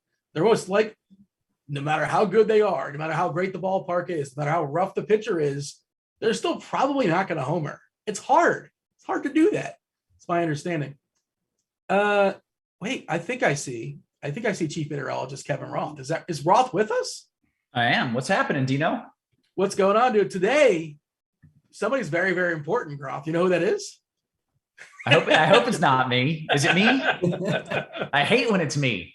Oh yeah. I mean, you better get it right. This is right coming out the gate. You got to set a precedent that I'm good at this. You got to get the first one right, and then people give you a little bit of leeway from there. But if somehow something gets squirrely tonight, no one's given I think we've all seen that. Wait, have I not gotten any of them right yet? Is this the first one? Well, I'm sure there's some guy like you screwed him over 3 years ago, and and you of course faded that game because you play in your own. Of course, that's my favorite thing is when people are like Roth is holding all the good plays for himself. Like, no, I don't play, so that is impossible. Yeah. Yeah. Hey, weather sort of matters, but more importantly, what matters is that we've got some of the sharpest minds in the biz right here that have also joined us. Dean, you want to say hello to them? Yeah, 2-time millionaire winner, Dave Potts. Cheese is good. I was reading your musings today, Dave, and mid-season form. I loved your sentence on Elder. That was awesome. I thoroughly enjoyed that. The interesting stuff is buried deep. A lot of people miss it. I'm glad you caught that. Yeah. I'm here. I'm here for the good content as well, as far as the baseball analysis. But you're writing about baseball 6 months, throughout the year, 5 days a week, whatever it is, and I think you even wrote over the weekend sometimes. This past weekend. If nothing else, you're probably just amusing yourself because you're saying that might be what's happening. Yeah. You're saying a lot of the same things over and over again. This is the crossover. Hey, I have a question for you guys. This is something we were talking about in the show. Carty, what's up, Derek Carty? You guys know I'm the CEO of the Bat. Get that. It's good. Who's fallen more from grace, Carty? And you were talking about this on Twitter the other day, and people overreact and small samples and all that. And you were saying Bellinger is still good. Who's fallen more, Cody Bellinger or Christian Yelich? It's definitely Bellinger. I mean, I feel like Yelich's decline has almost been overblown. Like anyone who like performs at like a ridiculous MVP level in like a single year is like gonna get worse. Like it happens to everybody. It happened to Altuve. It happened to Mookie. It happens to everybody. Yelich had a down, like just like a down year that was still good after his MVP. And then last year he was league average. Like he's going to be fine. He's still a good hitter. Cody Bellinger was horrible last year, but it was like one season and he was injured for most of it. And people really just love to overreact to things and pretend that whatever happened most recently is like the only thing that can be true. And that's just a really, really stupid way to approach literally anything. Well, I mean, is Tim here to defend himself? Because he stupidly, I think, said he went the other way with that answer. I'm stirring the drink. I'm stirring the pot right now. This is crossover. It's crosstalk. Well, that's that he kind of agreed with me though, because Bellinger's sample size is smaller. Yeah, it is. So that my argument is that Yelich has fallen further because Yelich has had two kind of down years. Of course, you're going to go lower from MVP season, but I think Yelich is going to continue to decline. That was my point. It's and then we've only seen one bad year from Bellinger. Yeah, I mean, my impression of it is driven almost entirely by the way I've seen people react to it. And I've seen a lot of people like say some really, really crazy things about Bellinger. I had one guy tell me Cody Bellinger is going to be out of baseball by the end of this season. And that's like probably not, guy, probably not. Dave, you actually wrote in your article today speculating, and I don't know how much it matters because it's an awesome matchup in Baltimore, but like not just Yelich, but his entire team. Like how good how good is this Brewers lineup actually? And then I guess how much does it matter because the matchup is so good? How are you handling that? Yeah, it's kind of like the whole, like the Tampa Bay situation. It's kind of like the team, they're kind of good. They kind of have good hitters, and there've been a lot of good matchups where you think they should probably score runs. But when you look at like the individual hitters, they're just not as exciting as some of these other teams. I mean, their power hitters are Rowdy Tellez and Hunter Renfroe. Like that's not Judge and Stanton, and they've got a whole, like Willie Adames is good. Colton Wong will hit the ball. Yelich can still hit the ball, but it's not. Or Andrew McCutchen, Dave. I do like old people. He makes me proud to be an old person. Like too. they're all totally fine and all put together. It's a good team, but it's not a great DFS lineup to me because it's just kind of this spread out a bunch of guys hitting singles and then maybe Hunter Renfroe hits a home run. I don't know. I liked him better in real life than in DFS. Can I test out your liking old people theory? How about Lorenzo Cain? You like him? Oh, yes. Is that the best name in all? Like, if I was a screenwriter and I was writing a movie about like an up and coming baseball superstar, the name of my character would be Lorenzo Cain. That's an incredible name. But like, that is a very good one. I don't roster Lorenzo Cain in the year 2022. I mean, Dave, I guess you might be. Sure. No, that's why you win and I don't. He is in one lineup where like just the salary was the last thing that would fit. And he's just one of those guys. Yeah, everyone in the Brewers lineup should theoretically get 2 hits, including him. And Jace Peterson? 1 hit. All right. We got to step aside a big way for crunch time. You guys, I'm handing off the baton. Chief Meteorologist Kevin Roth. I'm sure the people want to know what's going on in Minnesota. Let them know, give them the goods on behalf of myself, Tim, Justin, the Looch. Do appreciate y'all watching. We're going to seamlessly slide out of your picture, and then we're going to yield to the crunch time. Maestros and Roth, Carty, and Dave Potts. Cheese is good. We're throwing out the 1-2 aces back-to-back days. Not messing around. We're out of here. All right, thank you, Dino. It is now officially crunch time, sponsored by FanDuel, by the way. Check out the $150,000 Tuesday MLB Squeeze contest, $30K to first. It's $4.44 to enter. So that's pretty good stuff. Your chance for $30K, not bad. Sign up for the FanDuel Sportsbook if you're in a legal sports betting state. Of course, otherwise, you got to wait on that a little longer. Everybody here apparently is here for the weather. Do we care about this game? Cheese, tell me that we don't care and that it's a terrible game anyways, and we don't care. So the deal with it is it would be a very good game for bats in neutral weather. But there's a lot of really good games for bat. So personally, I didn't really have any trouble Xing it out, but there's absolutely some very good plays in this game if the game plays. I mean, So the Dodgers are the best offense today. If there were no weather, that's what we would be saying. Yeah, and Bucks, like we'd be playing. Options. Yeah, we'd be playing Buxton and Dodgers for sure. But to me, they're not in like a whole other tier. So I can live without them. Okay, But I think still tell us. yeah, right. I'm not just going to ignore it. I think they would have to be in a whole nother tier to play it, because I'm not confident that if this game plays, they're going to get more than 6 or 7 innings out of it. So, and I'm not even confident that they're going to get that. But if you had to put me on, this is how many innings they'll play, if they get this game started, I would guess 6 or 7. And it could be less than that. Certainly. Could the entire game play without interruption? Yes, it's possible, but I would absolutely not play this in cash. Like, am I wrong to say it's foolish to play this in cash, guys? I don't think it's necessary based on kind of what you think about the weather. Yeah. It's raining now. It's cold. It's windy. The fact that they haven't postponed it for what they're seeing now does make me think, all right, they're going to try to play this game. Did you see the quote from Dave Roberts? No, I didn't. He's coming for your job. What did he say? What did he say? He said there should be a window to play between, I think he said like 6 and 9 maybe or something. And that's going to be, that time zone. Is that like, what do you think about that? I mean, that's the window. That's the only reason they haven't postponed it. Yes, there is a little window. I think trying to get 3 hours out of it I think they'd be very, very, very, very lucky to get 3 hours out of that window, but it's certainly possible.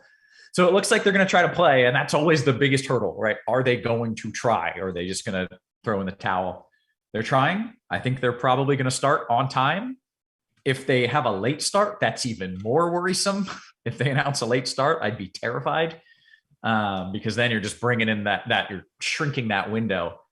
I do not think it's worth it at all to play in cash games. And in tournaments, I would do it like the way Cheese is playing whoever the hell that old guy is that you just talked about, 1 out of 150 or something. Yeah, and the way to do it is like in stacks only. Like we've got that only in stacks button on MPHQ. I think that's a way to play this game where you say, I don't want the one Dodger here and the one Dodger there. Yeah. It doesn't seem worth it to me. I'm not playing. It's your money. It's your players. But if it were me, I would not be playing this game. 100% wouldn't do it in cash, and mostly would avoid it in tournaments as well. That's it. That's really all I've got. If I see things start to change, I will give you guys updates. But right now, I'm just radar watching and kind of waiting for those storms to blow up a little bit later tonight. Well, that just sounds perfect. I'm not playing any players in that game. Okay. All right. That makes me feel better. Carty, you playing anybody? You're not. No. Yeah.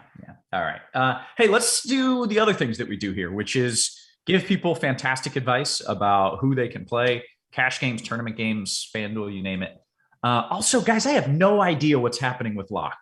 We've got games all over the place on this schedule. Can someone inform me of when? Do we have multiple locks happening? The main lock that we're talking about is 7:05 Eastern. Okay. So we're skipping a couple games. The games that start in at like 5:40, 5:45, or 6:45 Eastern, those were on the early slate that have already locked.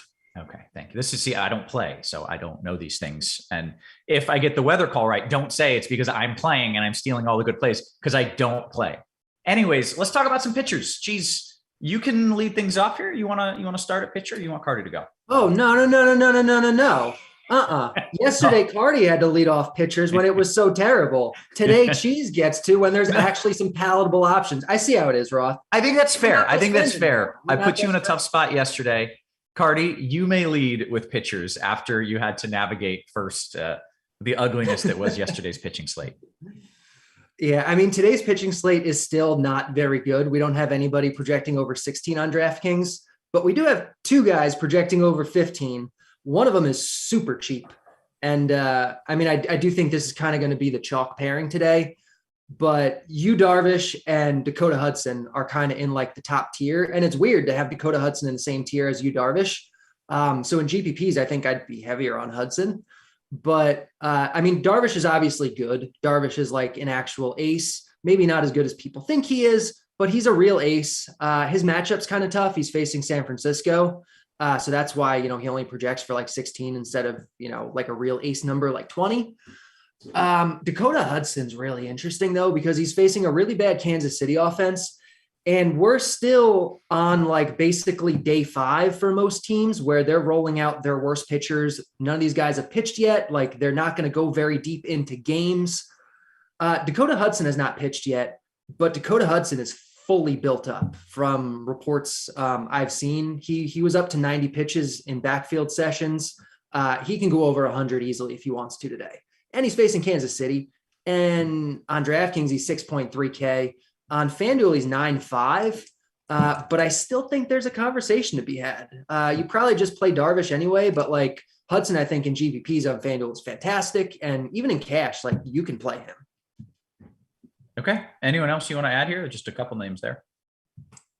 I mean, those are the only cash guys I would consider. In GPPs, there's plenty of other guys, but I'll let Cheese go.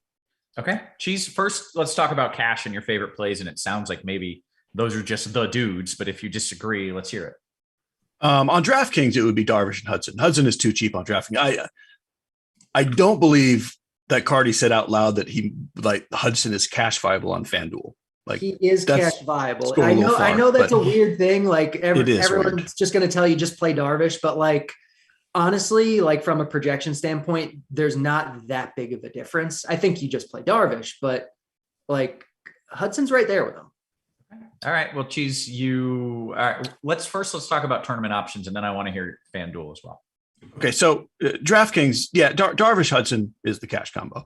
I like Alex Cobb at his price, pretty good bit. Lauer is overpriced. I don't like him.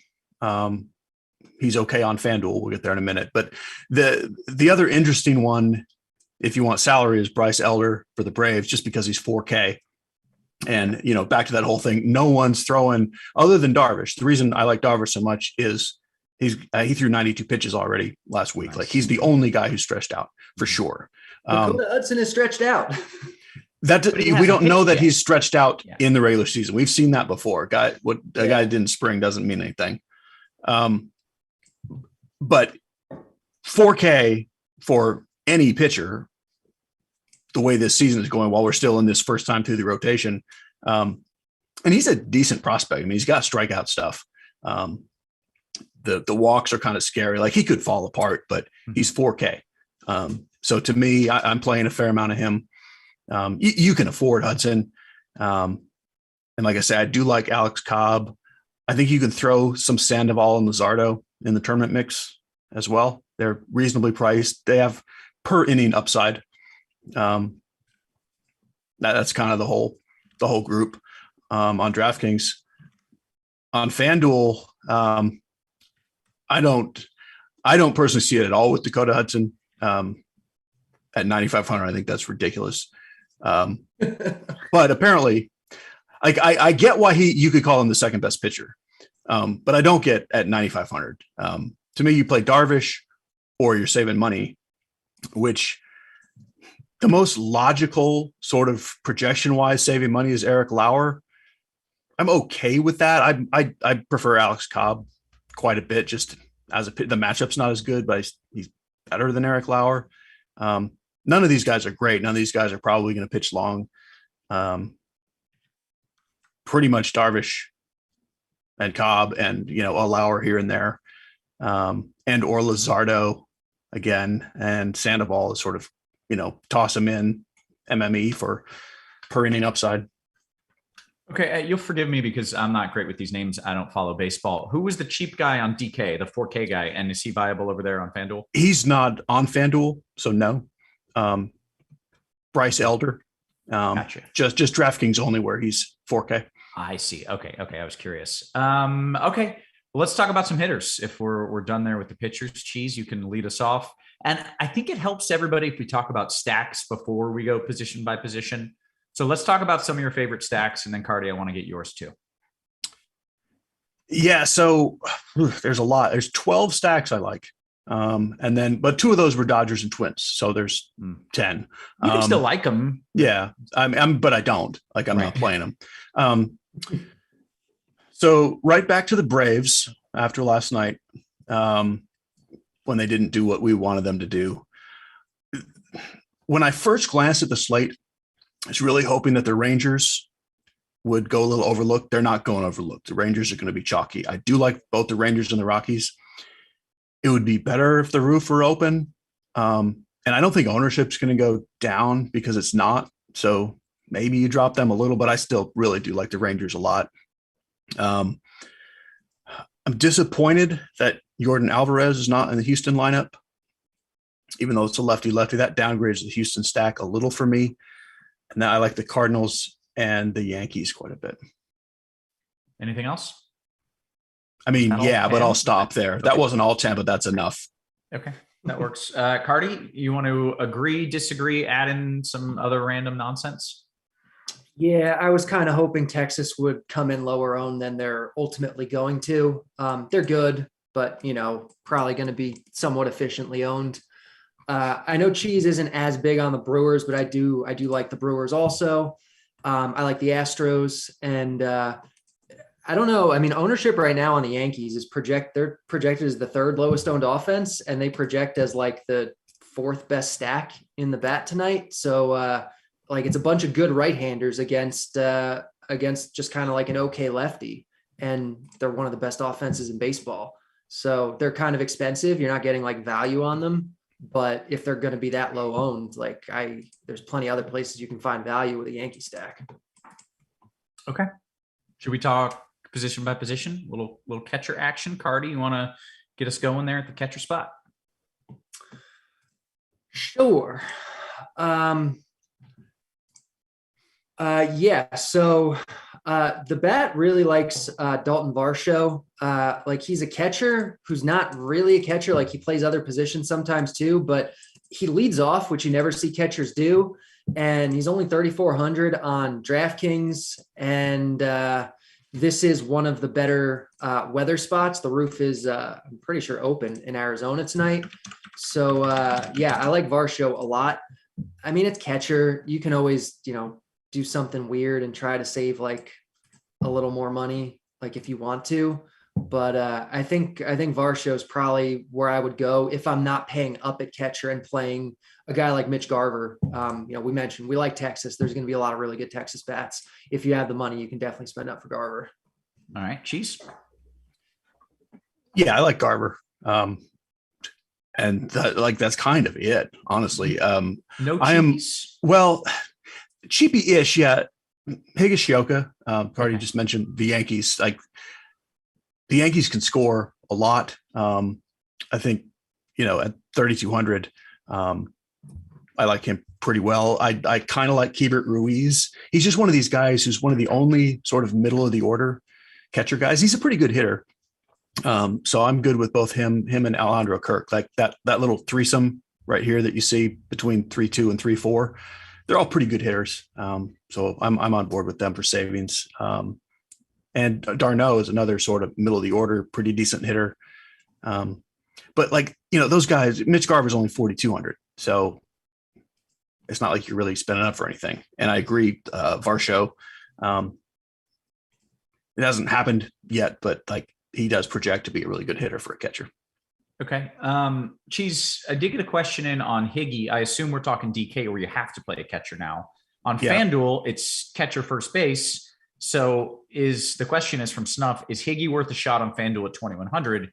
Is there a cheaper first baseman you'd rather play, or is that the dude? No, he's as cheap as they come. Like, I do have a fairly one of my bigger lineups that he's just kind of that last guy who fit. Like, I had 3 Yankees and that was it. It was him or, just taking a shot on a nonsense guy. Though I do like him. Okay. I like him just for the salary. I wouldn't be playing him and leaving salary. Of course. Yeah. All right. Let's talk first base. Cheese, you can start us up. So on DraftKings, our old friend Otani is also first base eligible. The cheap guy with power is I mentioned there's two Brewers who are actual kind of legit power bats. Rowdy Tellez is one of them. He's 2,700.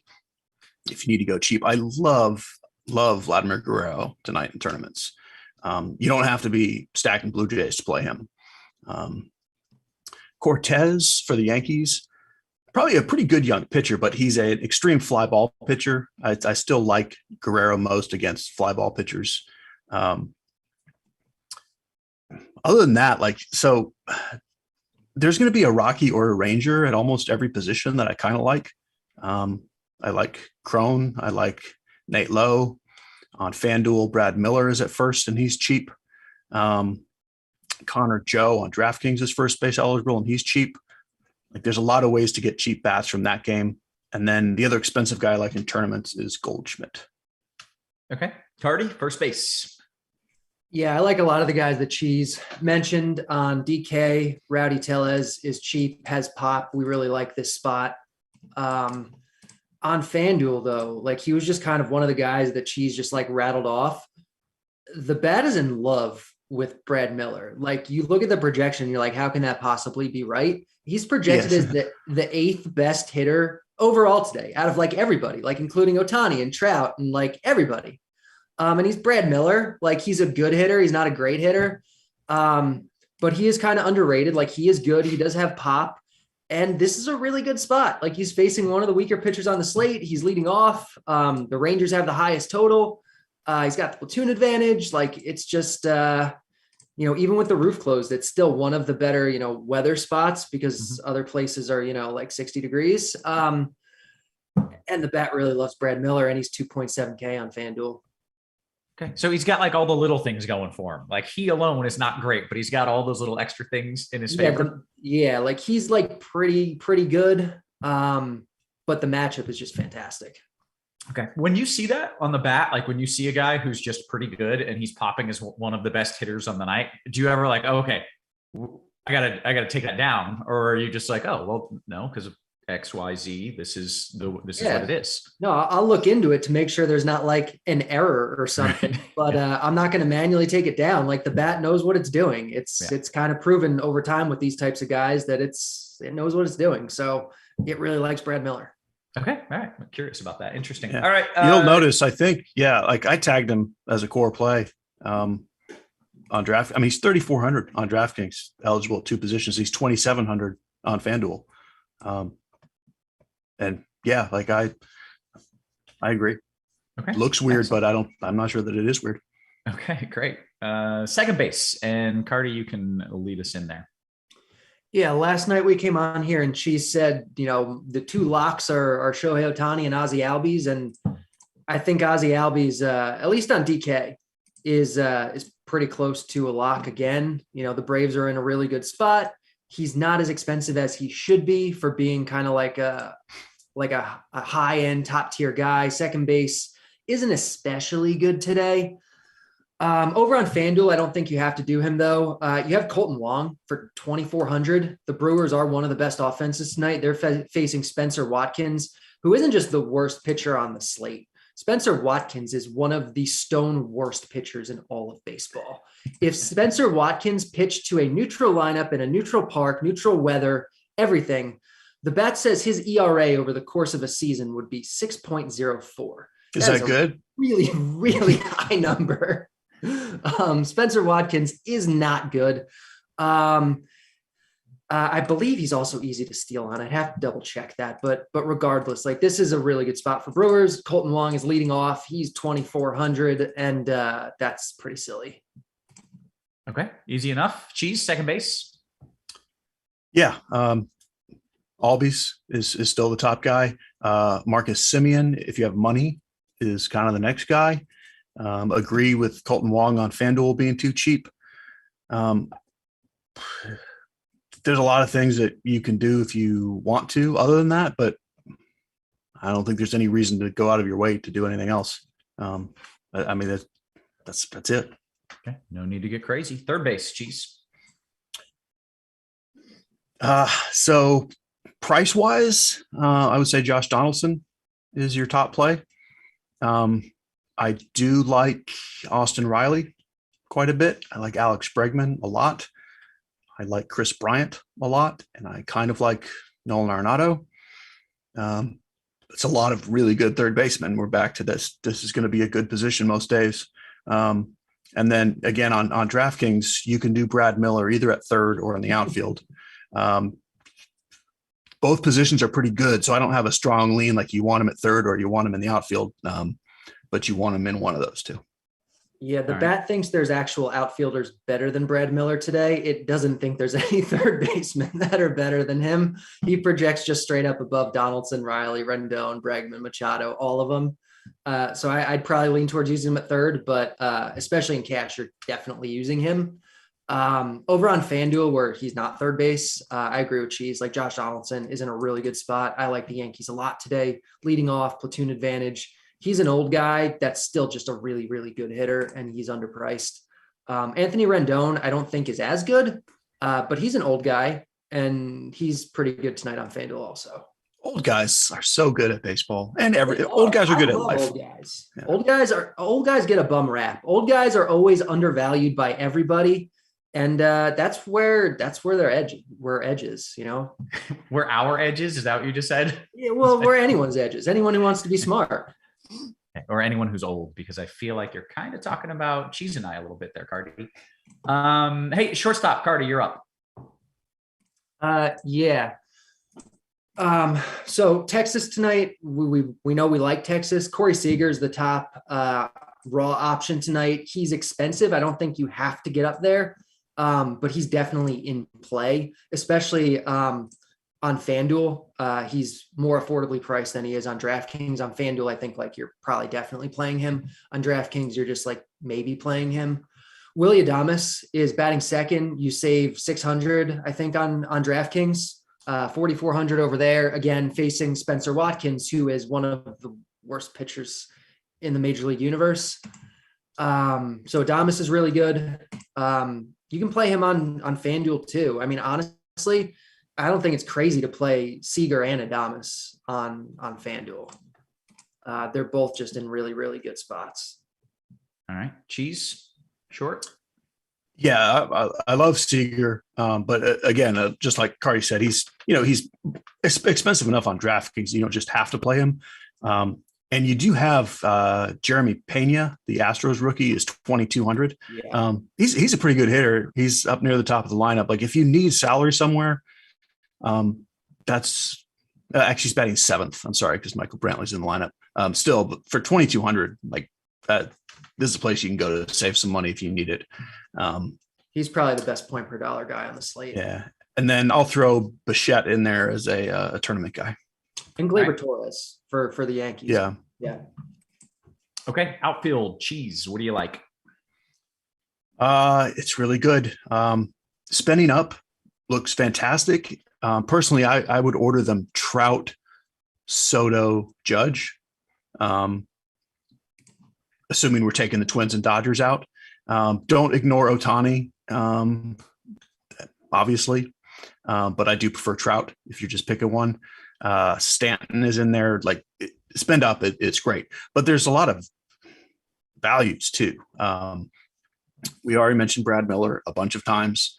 We've got guys like Grichuk and Connor Joe who are cheap. We've got like on FanDuel, like Hunter Renfroe is super cheap. There's a lot to like everywhere. You can do whatever you want. Again, and the Braves righties again, you got Duvall and Ozuna back in the mix. They don't come in as high as they did last night, but still too cheap. Ideally, you want to get at least one, if not two of those expensive guys if you can. All right, Carty.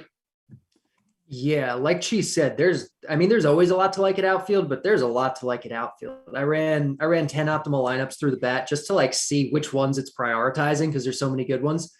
There's 11 different outfielders showing up in the top 10 lineups. Like that's a big number. Like normally you get like 5 or 6.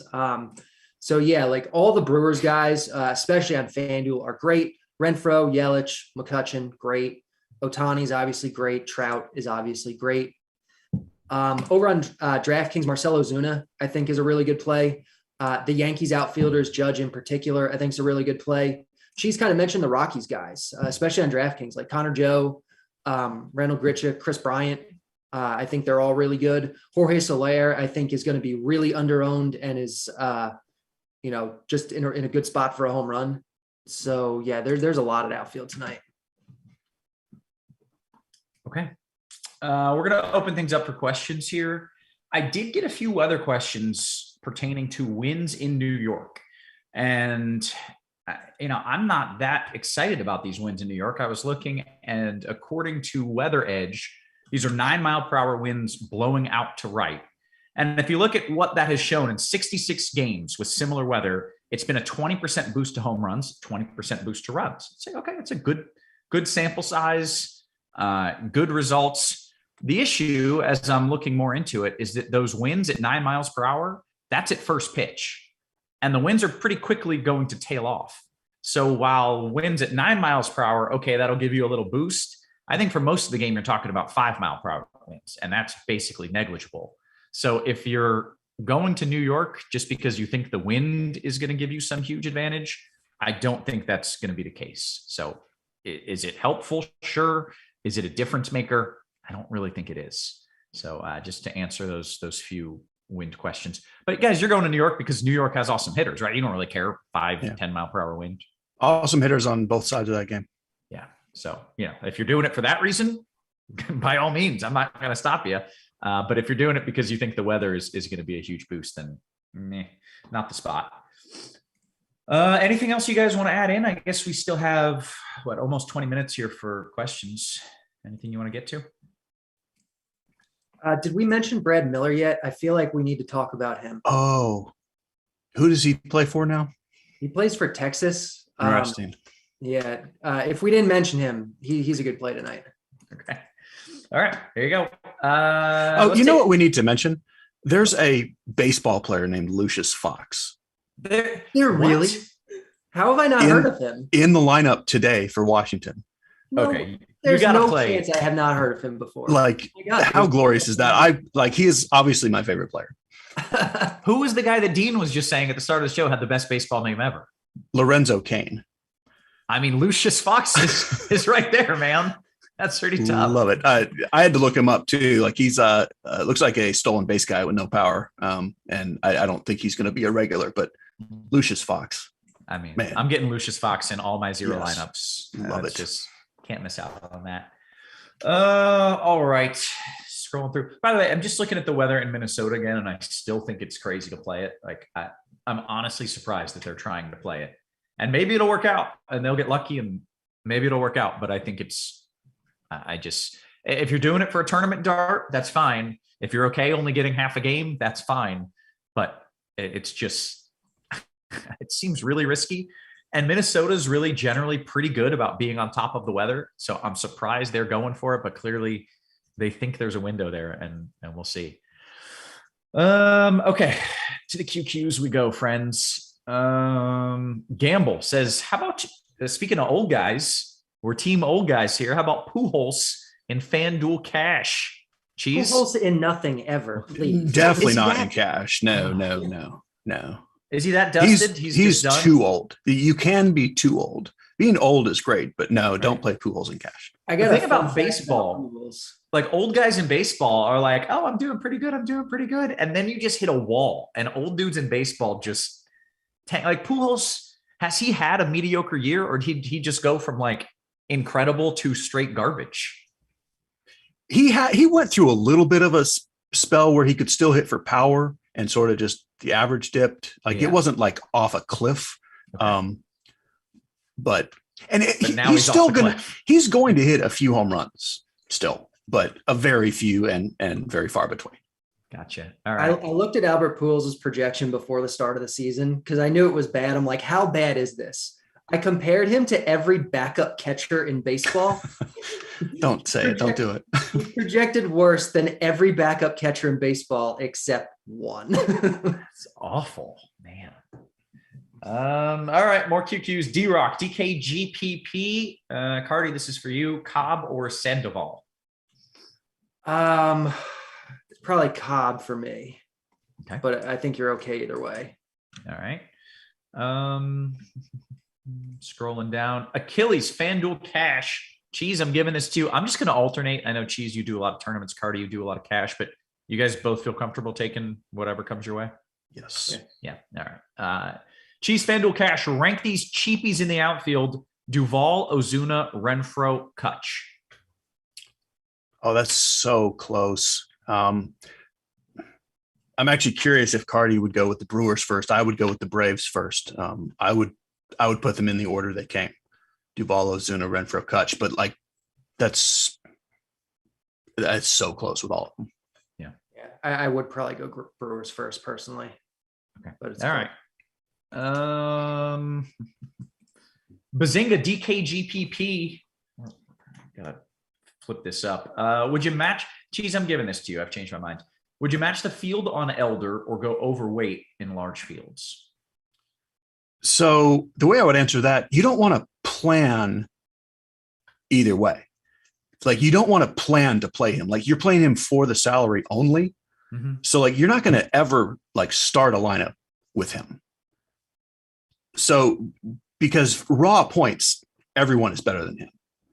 So you only want to play him if you need the salary. So like I can't see planning to go overweight or not. Like you want to build the offenses you want. And if that means you end up over the field on Elder, totally fine with that. But I wouldn't like set it to be like, oh, I need Elder. You don't start just with your pitchers and then make the offense from there?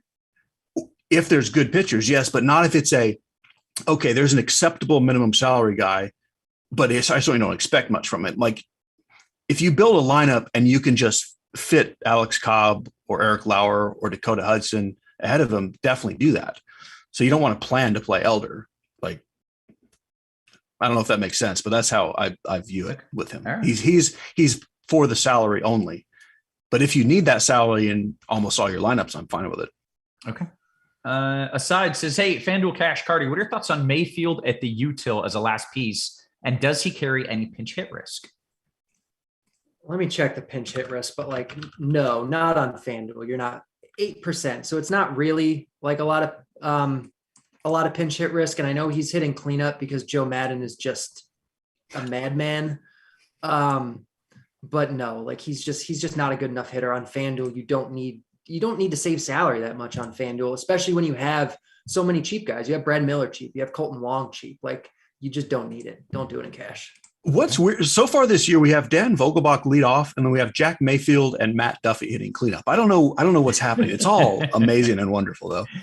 I mean, the Angels just hit the randomize button. He rolls a dice every day and says, okay, who's hitting cleanup today? And he probably throws the AAA guys into the mix. He had Juan Lagares hitting cleanup for a few games last year. Like it could be anybody. Okay. Fedo says FanDuel GPP. Cheese, Joe or Soler as your last piece in the outfield. Thank you. So that's one of those. Joe is more likely to give you some points, but if it's kind of a last piece searching for all the upside you can get in a tournament, Soler has bigger home run upside. So I would say Soler. Okay. FanDuel Cash, Carty, Wong Otani or Simeon Ozuna? Wong Otani, not even close. All right. Roto Tua, core hitters to pay up for in DK Cash. I'm going Hudson at SP2, so I've got the cash to spend. Cheese, who are your favorite top tier hitters? I would spend up on Trout. Albies and Corey Seager in your middle infield, and Trout in the outfield. I would say those three. Okay. And if you have more money, I would put Soto in next personally. All right. Just kind of catching up on things here. 1 second. Okay. Grinder, top three FanDuel pitchers, 8,600 and under. Carty, top three FanDuel pitchers, 8,600 and under. And do winds blowing out at 17 miles per hour hurt Sandoval? Yeah. I mean, anytime wind is blowing out like that, it's not a good thing. He's also, I think he only pitched 2 games in the spring. So like, I mean, it's going to be the case for a lot of these guys, but like, he's not going to go like super, super deep. What was the salary cutoff? 8,600 and So under it's three. everyone other than Darvish and Hudson. Got you. I think Eric Lauer is he's a lot cheaper on FanDuel than on DraftKings. I think Eric Lauer is a really good play here. I think Sandoval is certainly an option. I think Bumgarner, this is his second start, so Bumgarner is definitely in play for GPPs. What do you say, 4 guys, and then maybe that's good. Yeah. All right.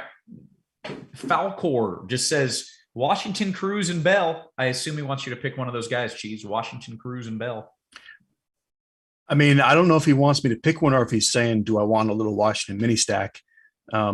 Oh, maybe. Oh, that makes more sense. That's the way I see it. Is I do like Washington as a mini stack. I like Soto, Cruz, and Bell together as a trio. If it's an either or, like Cruz or Bell, I guess Cruz. Okay. Mochi. This is DK Cash, Carty, Springer, Judge, or Trout Stanton. We got money to spend. Ooh, nice. I think it's Trout Stanton for me. All right. Go Blue. By the way, we've got, about 10 minutes until lock here. Luzardo and Sandoval both have 5.5K props on lineup HQ. Would it be stupid to play them both in a DKGPP? Cheese? In general, I don't mind pitchers against each other, but in this situation, like you don't have a good chance of either of them going 5. Like you want one of your pitchers in the game to have a chance at a win. And I don't even love the over 5.5 just because of innings. So personally, I wouldn't play them together. Yeah. For what it's worth, the bat thinks those are 2 of the worst lines today. It has under for both of them pretty decently. Yeah, excellent. Good stuff, guys. Achilles, DK Cash, Varsho, Donaldson, or Garver and Duval? I think it's Varsho Donaldson for me. Okay. New York Vike says FanDuel GPP making your work for this one, Cheese. Util one-off 2,600 to spend. Off the top of my head, Tellez and Grichuk both sound great. Let me click the button and see who else might be down there. But I like both of those guys for a home run. It's just amazing that what's there at 2,600 in the util from all players. That's just absurd. Yeah. I would probably go. Yeah, Grichuk or Tellez, maybe Nate Lowe. Okay. This question, I believe, is for Carty. It says, question for all you Joe Madden haters. How many World Series championships have you managed? He did not manage one. They won in spite of him because he did everything he could to make them lose, like literally everything. So we have managed the same numbers. Right. Yeah. The exact same number. Honestly, he's managed negative if you really think about it. So maybe I've managed more. No, because by doing his wacky stuff, he's loosening up the clubhouse, making players feel more comfortable, less stress. They are definitely. I don't know. That's the magic. That's the secret sauce. I don't know. That's the reason I think he still has a job, because tactically he's not a good manager. Right. You don't think like Brandon Marsh and Joe Adell are stressed that Jack Mayfield is sitting cleanup instead of them? I think they're stressed. And that's what I think. Like, how does this help these guys? Like, you got to worry that this guy's just going to do something wacky. Like, I don't know. Yeah. I don't know. All right. BHB, DK Cash. Carty, you want Judge, Adames, or Stanton and Sega? I think it's Judge Adames for me. Raymond, DKGPP, last one in. Stanton or Renfro for you, Cheese? Like them both, I would go Stanton first. Like the thing about Minnesota is that the light rain hasn't stopped. So are they just going to start in the light rain? Is that their plan here? Because if they wait for the light rain to end, the Storms are going to be on them in 30 minutes. They're going to have to play in the light rain, in the cold, in the crappy weather. I guess that's what they'll do, but I don't know. I'm surprised, but okay. Case Need says, DKGPP, what are your thoughts on Andrew? Is that supposed to be Kinzer or is it actually Knizer? He spelled that right. It's Knizer. It's Knizer? Yeah. What are your thoughts on Andrew Knizer? Last piece in a St. Louis stack. I mean, that's one of those. It's definitely like that just has to be the spot that's left in the salary that's left. But sure. And man, Nelson Cruz scratched. Nelly Cruz, the boomstick. Yeah, she got to move a couple things there. Okay, so what are you doing? Is that not a big deal? Easy pivot? Do we have time? Well, the problem is that messes up the stack. Like if he's on his own, it's not a big deal at all. Mhm. Easy pivot. If it's a stack, I mean, that hurts the Washington stack, and there's not really assuming you already have Soto and Bell. I don't know what you're going to do there, or what I'm going to do per se. Okay, well, when you figure out what you're going to do, I will let you know. yeah, let us know. In the meantime, Carty, I'll pepper you with a few questions here. Yep. Moore says, no question, but I haven't heard Roth say Yasser in 7 months. So QQ, Yasser Medusky or JJ Barea? The answer is always JJ Barea. If he is involved, the answer is JJ Barea. Kid Lightning, Teoscar Hernandez, Carty. This is DKGPP. Teoscar Hernandez or Bregman? It's for a DKGPP. Yes, it actually said Bergman, but I just am guessing that's Bregman. But again, I could be. They're different positions. I don't even know how that's possible. I guess maybe Brad Miller. Brad Miller's how they're doing it. Who was the outfielder? It was Teoscar Hernandez and Bregman. I think it's probably Teoscar. Okay. King Raw says DKGPP, Rowdy Arenado or Connor Joe and Donaldson. What was the format? It was a DKGPP.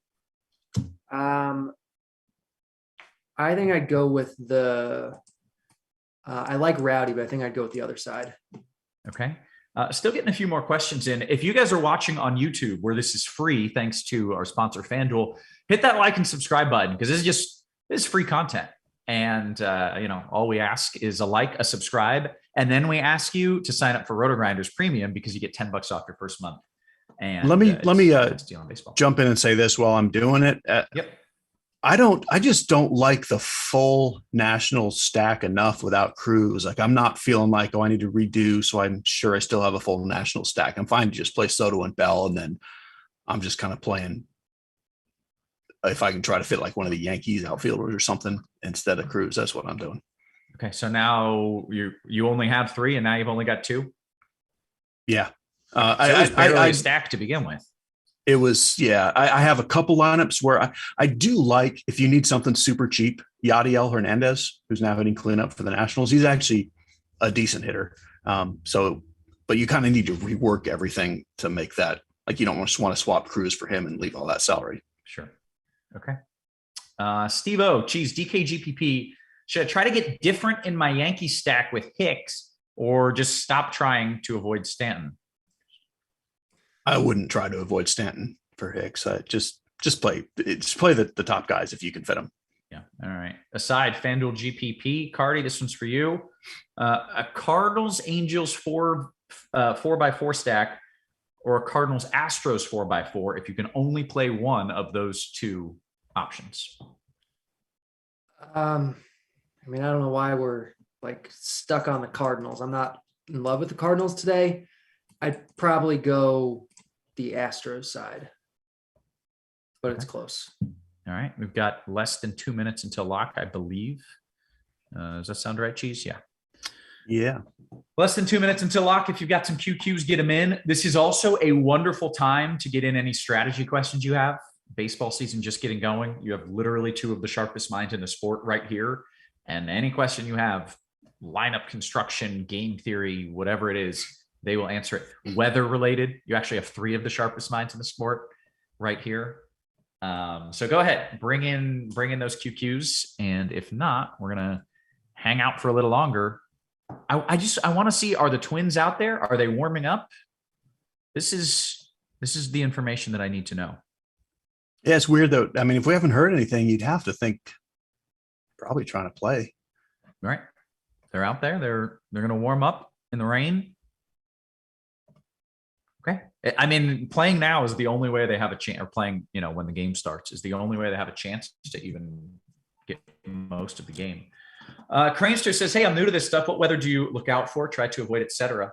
I make that as easy as I can. If it says red, don't play it. If it says orange, don't play it in cash. If it says yellow, you're probably okay, but ask me before you play pitchers. That's, I don't know. That's like the simple breakdown.